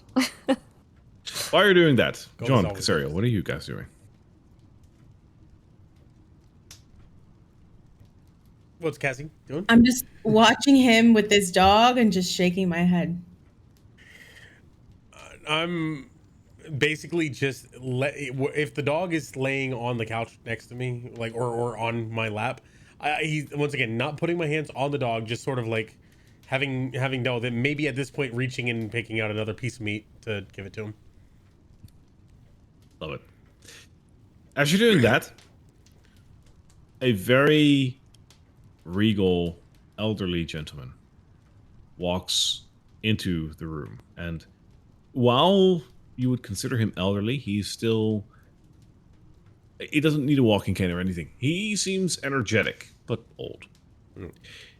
I'm He walks in here laughing with the dog. He walks in and he regards the two of you and he says, "Yes. Welcome, dear travelers, I imagine. Welcome to the Vlakovich family home. My name is Baron Vargas Vlakovich, and I'm the burgomaster of this quaint town. How can I help you?" Sir, you have lovely dogs right here. This is a very, very friendly dog here. Yes, it is. That one is Horace, and the other one over there is called Mars. Horus and Mars. Fine names. Well, Yes, fine specimen indeed. very nice to meet you, sir. We've been traveling for some Of course it time. is. And of course. We've been traveling for some time, and the area around is somewhat bleak and depressing, and I've found that this town is very much a bright spot in these lands. Yes, it is. Very safe. Yes, it is. I feel that my town has found the one solution to the plague that is roaming these lands, and that is happiness. If all will be well, if all is well, And if everyone is happy and living the best lives that they can, then there is nothing for darkness to latch. That is so smart. It really Yes, it is is. indeed. I didn't catch your name, darling. What's your name? Oh, me, Cassie. Cassie. Interesting. Mhm. Does that stand for anything like Cassandra or what? Mhm. Yep, so smart. Just again, yes, that's so true. Yeah, are you a scholar? Mm, not necessarily, but I might be able to teach you a thing or two. Interesting, Oh interesting. wow. Yeah. John immediately his ears perk up. He's like, "Oh God, I gotta save this guy." She just like blinks rapidly. My name is John. Like sir. the Tweety kind of like Looney Tunes. Yeah, got it. This is perfect. Hello, sir. So My name is John. I can imagine you didn't come here just to compliment me. Or if it is, then I would welcome that with open arms, of course. But is there anything else that I might be able to help you with this fine day? I think we were going to ask about. We've heard some things about the lord of this land, and someone told us that you would know more about it. We don't understand what's going on with this place. What is happening to this land? The land outside my borders around town. Of course, this place is a bright spot, but Those lands do not particularly concern me to a degree, but we are dependent on deliveries from other areas, so we do have to take it into moderate consideration. As you might have noticed while you were traveling here, the lands are a bit bleak and drab, and the Lord ruling these lands, and might I say illegitimately, is a lord of sadness and tyranny, whereas we provide happiness and pleasure to all of our inhabitants to make sure that they can live out their life to the fullest.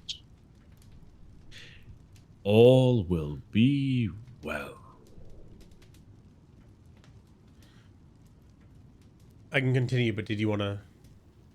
Did you make that up? It's kind of your motto here, and it's really clever. I just can't imagine it was you that came up with it.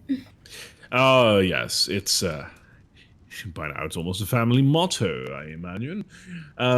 Because we do believe that all will be well, or is almost well, but once we can disparage all the darkness and mist from these lands, which is bound to happen any day now, all will, in fact, be well. I'm sorry, did you just say that you were gonna dispatch all the darkness in the lands or just here in your town? Well, you have to start somewhere, of course, but ultimately we want to make sure that these lands are ruled by someone wise and someone who deserves it, and heavens know that that is definitely not the one in charge right now. And who do you think would be a good fit? Well, I could be one of the candidates, but there's others, obviously. May the best man rule. So, if the festivals are and the happiness are doing this, do you think if we were to have festivals in the woods or other places, would we be able to push back? He's actually kind of getting into it now. Would we be able to push back on the darkness? Oh, definitely. I fully intend to do that once we've established that our town is fully happy and that we cannot improve that anymore. Then we will reach out beyond the borders of our city and make sure that other villages and other places around us will also be ridden of this damn mist. Could we help you in any way? We are planning to travel. What was that place called? Starts with a K. Kresk. Yes. Yeah, we're heading over there. Can we help you with anything over there? Well, I'm certain that a woman of your capabilities might be able to help me in certain ways. Perhaps something. Perhaps, maybe. She's very What did capable. you? She's a fantastic fighter. And Oh, I can. A fighter, you say? glad to have her by my side. She's saved me quite a few Oh, times. we scrap a little bit. He's pretty weak though, so I don't know how great of a fighter I really am. I'm carrying all of the pies. Yeah. Pies, you say? Oh, yeah. He pulls out his pack and goes, we've actually brought these from the mill, and I think we're trying to sell. They're 2 gold a piece, I think. We're going around selling them. He looks at the pies and he looks as if he's seen a ghost. And he's like, "You would do best to put that away immediately, lest I have you expelled from not only my mansion but the city. I trust that you have that for nothing but the best intentions." Of course, he covers it with the flap. He goes, "Of course, they're trying to just spread some joy. Sorry to offend, sir." And he puts the pack. Joy is something that I spread, and that is not done through pastry. Certainly. Okay. Well, thank you for telling us that, because we did not know that, but now we do. So Yes. once again, you're so wise. Thank you for telling us. Have you ever heard of Dr. Daskaloo? Doctor Who now? Supposed to ask you about this or something. Dr. Daskaloo, he's some old not compatriot We of told ours. that I don't know if he's a priest or whatever. I'm not really familiar with that religion, but we told him that we'd help him because I think his altar boys went missing or something like that. So he asked us if we'd just keep an ear out about some guy, some doctor. I don't know if he's like a Right. medical doctor, if he's like a doctor of like literature or something, but we're supposed to. Sir, I'm loving this, but I need a performance check at this point. I mean,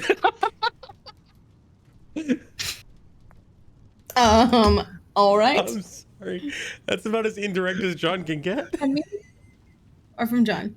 Or both? no. Like, you're laying it on thick, Serial. I mean, I'm sorry. I'm loving it, but like, this is a performance check at this point. Okay. Right. Yeah, that's a 7 plus 0, so that's a 7. The Burgermeister looks at you and he says, "Now, hold on. What was the reason of your visit again, if I may?" Oh, for one, we were telling you about how, fantastic we found your town. And then, No, I understand. I understand your point. Now I'm asking her. Oh, okay. Well, you mean in the city? The city, or here talking to you? What are you doing in Vallaki, madam? Well, I'm ashamed to say that we came to sell some pies. We did not know that that was against the rules, so obviously now we will not do that. But we did visit, many places here as visitors do, and we stepped into the church there, and we heard about these altar boys that went missing, so we told them we'd help them, just like we told you we'd help you. We're kind-hearted like that. Right. If you would excuse me, I would.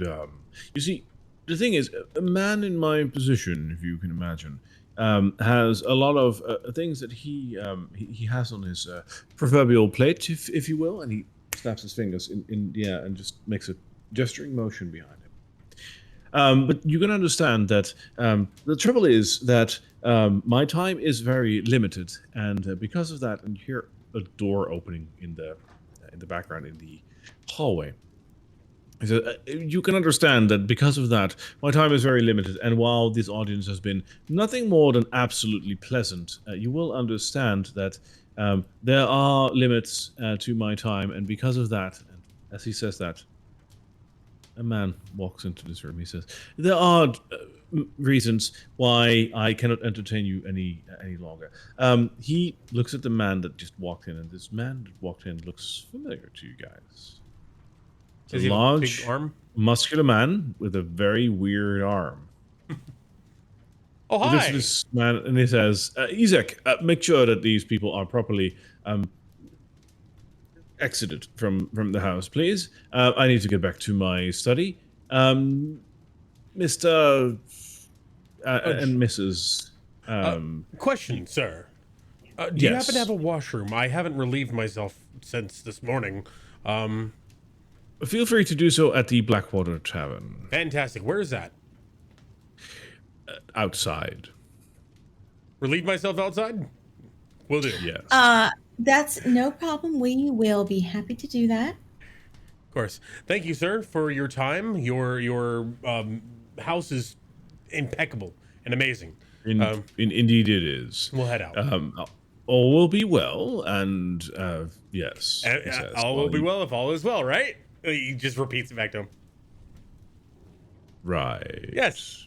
Thank you. Right. Well, all the best to you, he says, and he walks down the hallway and enters one of the rooms. Isaac just stands there and just stares you down, the both of you. So, Isaac, where was that washroom again? Perhaps you should go outside. Alrighty then. So nice to meet you. What was your name, Isaac? All right then. Bye-bye. I'm going to grab John. Bye, Isaac. Bye, Horace. You're a good boy. Who's a good boy? You are.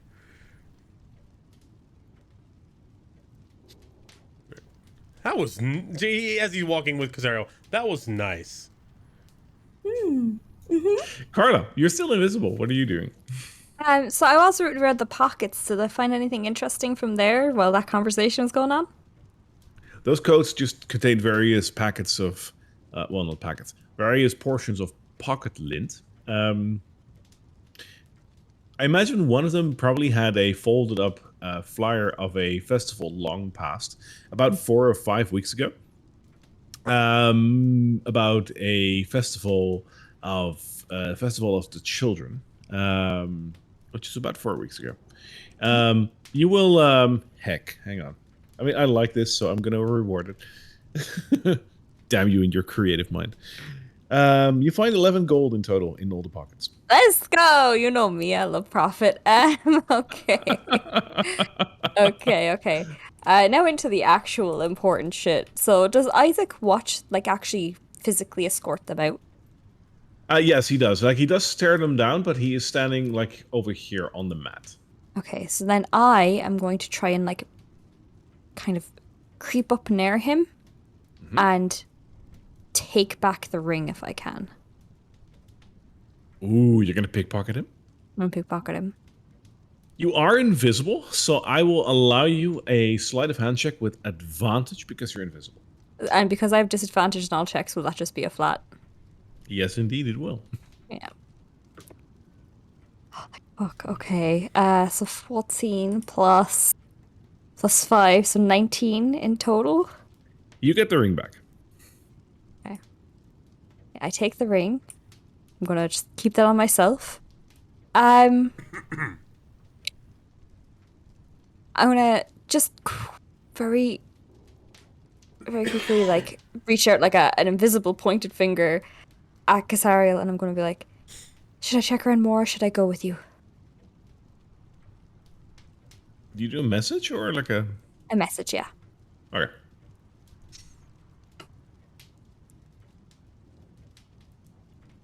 You're muted. You're muted, Casario. Sorry about that. That did not go well. Pretty sure we Cassie should knew that. about Daskaloo, because bad, not great. Nope. Okay, good to know. Okay. So should I come with you? Or should I stay around, try to find some more? I think the people at the church might be in trouble. No? We should probably head over there to make sure they're all right. Okay. I'm All going to right. slip out. All right. You can, because you're invisible. And I'm going to stay invisible just for a little while longer. I have an hour on this spell. All right. If I'm gonna milk it. I'm just gonna say, can we just quickly stop at the bookshop on the way to the church? Sorry. Is she? Are you? Oh, where is it?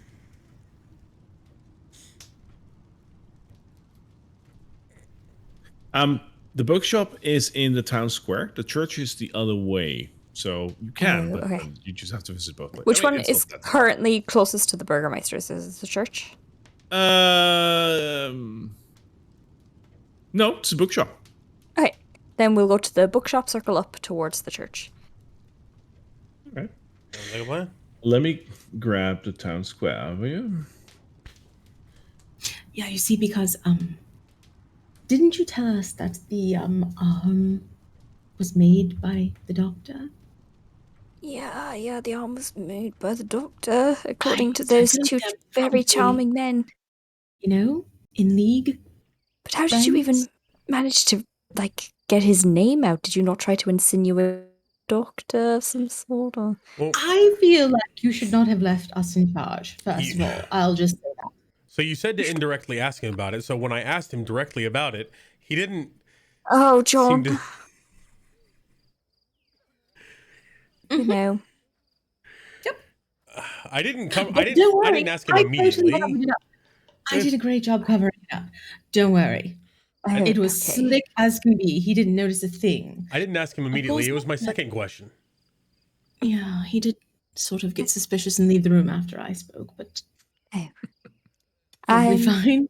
We do have the advantage of he has not seen me with you two yet, so there could be a possibility of still interacting with that man at some point. I think for here, we're just going to sort of post up outside the bookstore. Sure. I'm gonna enter, and kind of dart into a corner, and then make my unseen servant go and actually put the book back on the shelf, and then head back out. All right. Your unseen servant puts the book back on the shelf and pops out again. Boo, you are so clever. I'm gonna just take a quick glance around. Is there anything indicating that maybe they would have known that a book was stolen? Is there like a wanted poster or a do not return sign? I hadn't considered it, but now that you mention it, I will roll for Yeah. it. Thank you. No, you're lucky. There isn't. Don't give the DM ideas. I'm just kidding. That was I actually great. know. No, that No, was, do that was give good. the DM ideas. No, Please. that was yeah. I think that was very reasonable. Okay. Oh, also, we do need to buy potions, so we just say the quick old thing. We bought a healing potion with that money that Oh. Vasily gave us. Can we retcon the whole thing where when we got to the front of the bookstore, she said, "All right, you go, get potions. I'll be right back." Sure. So, Go. how much did we get? 50 gold from him? 50, You got so 50 gold, which is enough for one healing potion. Yes. Which I need. Hey, can I have some money? I don't have enough for a healing potion. Yeah. I'm the one that was holding on to that, so I'll just remove it. Sure. I think it's just an easy. Okay, up towards the church. To the church. You got the healing potion, right? Like, so make sure that you add it to your... I'll hand it to where I think Carla is, and if it disappears from my hand, I know she got it. All right. Cool.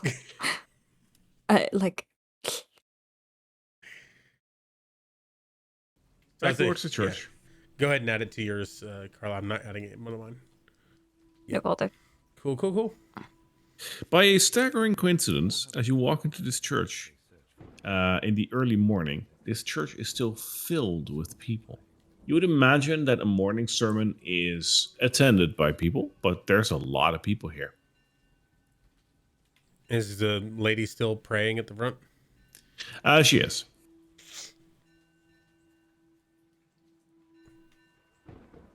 Wilhelmina? Yep. We're just heading on in, I guess. Um, What are we we're doing? still looking, but we are making headway. I think it might not be the safest here, so maybe you should just go home for a bit and then come back later. I will. I've just arrived after my sleep. I just want to do my morning prayers and then I'll be off.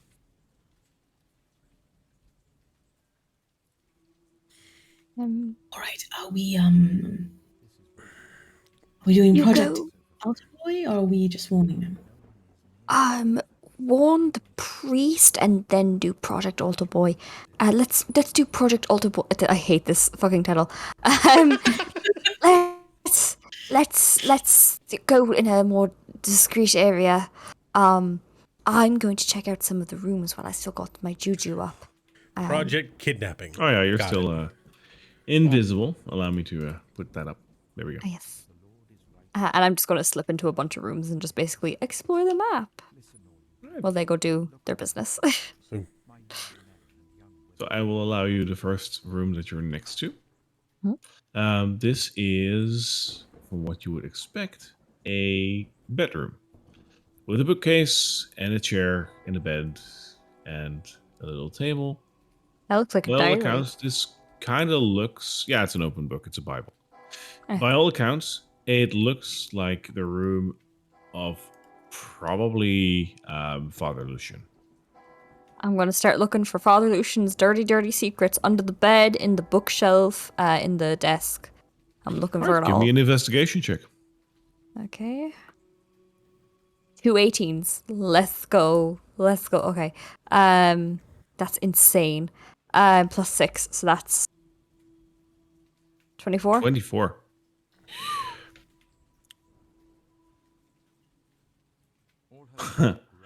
Carla, you look around the room in search of any dirty secrets, and the first place that you would look is under the bed.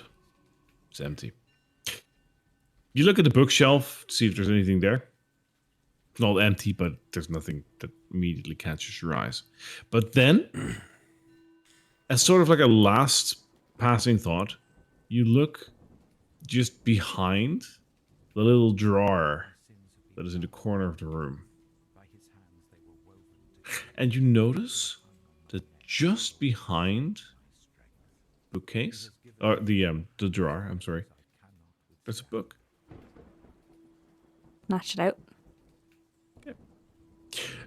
It seems pretty old. Leather bound. Pretty old. I'll start trying to read it if it's readable. It is. It is. It seems to be just another Bible. It's just another Bible? Yep. I'm going to take my pen and ink and draw dicks all over it and put it back. Okay. Noted. Frustrated. Jester was here. Very much so. Very much so. Okay. Yeah. So if you guys want to do a little bit before I go explore another room, well, if you want. I imagine that John's basically just like touching the walls and feeling the what should be sanctity of this place. You're trying to reach out to feel the sanctity of this place? Are you doing a particular spell, or are you just feeling? We already know that it's not sanctified anymore. He's just The father told you, but are you trying to sense it? I think I did divinity or or not channel divinity. I did divine sense before, and we found that this place wasn't sanctified in the way that it normally would. That be. is true. Yeah. So okay. I'm just assuming nothing has changed, and John is assuming nothing has changed. No. So maybe he'll. Yeah, I'm going to just walk. Good. Sorry, to the front of the or to the back of the area where he's preaching, and just try to catch his eye. He is currently conducting a sermon, but as he notices you, he nods at you And he nods with his head. He cocks it a little bit to the side, like, you know, when he's done, he'll have some time to the side of the altar. Yep. I'll head over to like where he took us before inside the store. Yeah.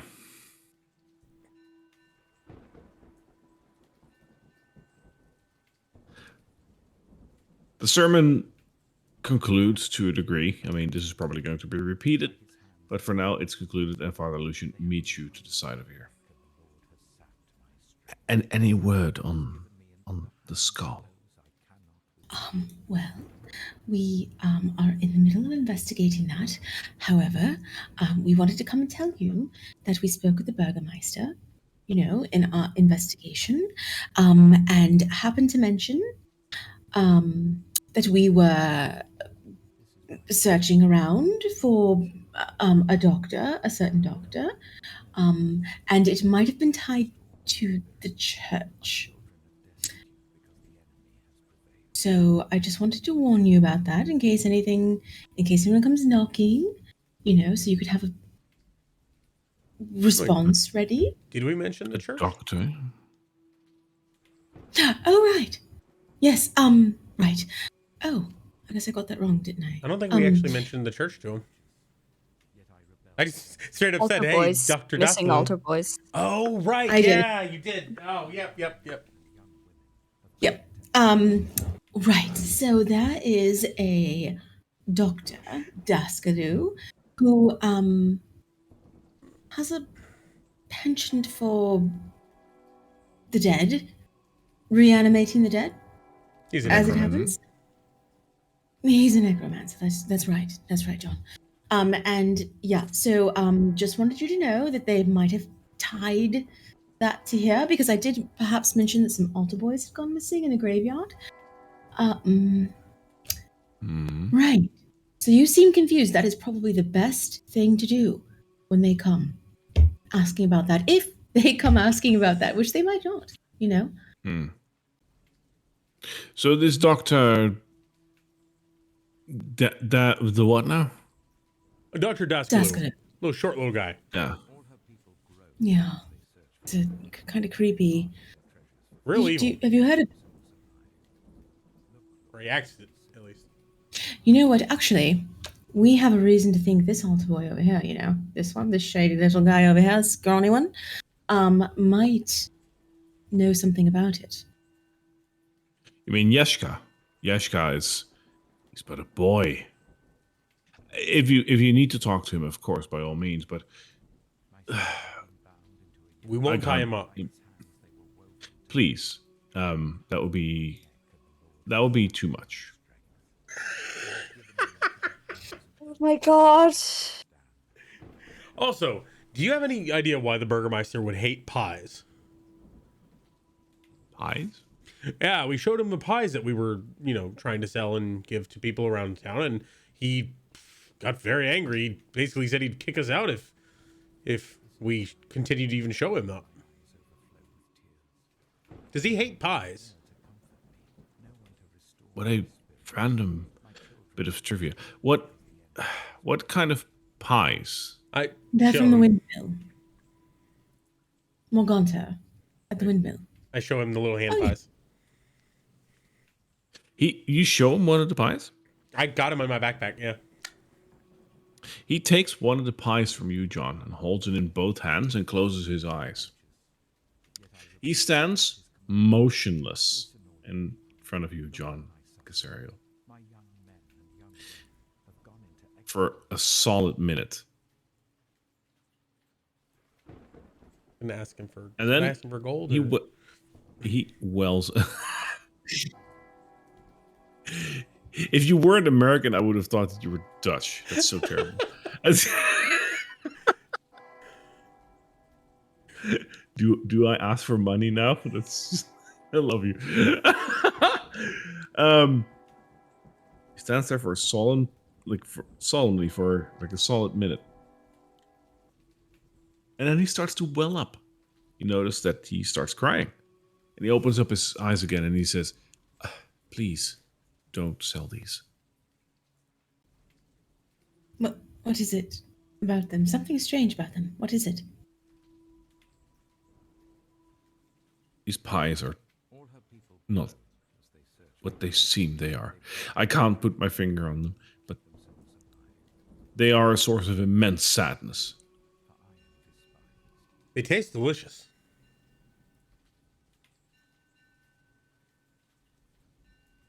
I can imagine. Especially the meat and vegetable ones. Those are awesome. Please don't try to tempt me. Sweet potato. Okay, fine. Of course. I respect your wishes here, You especially. mentioned the sweet potato one as well? Yeah, he said sweet potato. All right, fine. He succumbs and he says, all right, just one, but please. Like the heroine of this campaign. No. You don't want one of those. And I'll take it back and I do. You're right. I don't want one. We are going to get rid of these pies. Fine. Profit. Just somewhere in the back of your head, you hear Carolyn's voice say, "For profit." That's how we'll get rid of them. Please, sir, I want some more. You just hear, why? We need her, sis. Her stubby little legs can't take your fur. Anyway, yeah. So perhaps you can ask Yeska because he probably respects you, right? And then you can let us know what he says. What do you want me to ask him? Do you have more otter boys that have gone missing? No, but we do have. Other than me and Yeshka, I have Milivoje, who tends to the graveyard. Oh. You might want to ask him. He is currently out there digging a hole. Yes, we do. We should have done that and not asked the Burgermeister about that.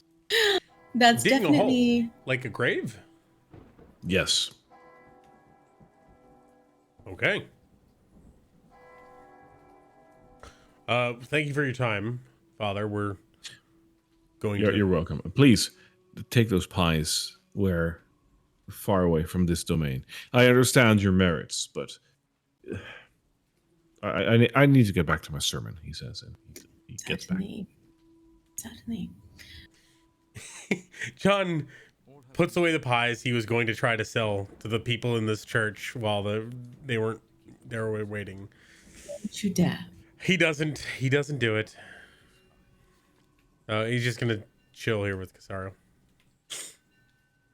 I'm gonna turn around, just really quick. I'm just gonna turn around and I'm gonna take out my my symbol of the Morning Lord, and I'm actually going to listen to the sermon and like try to connect to it and just think about my father and try to commune with the Morning Lord and just learn more about him and familiarize myself with his presence. Give me a religion check on that.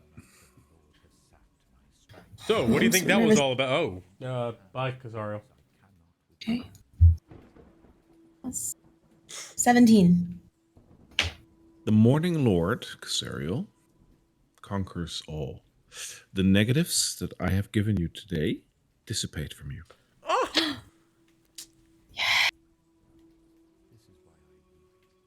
Nice. You know what the Morning Lord doesn't have? Pies. And that is indeed correct. For Casario, you do crave another pie. But she doesn't have any. They're all in my pack. You can't have any. Oh, yes, she can. And she will. Got any gold? But-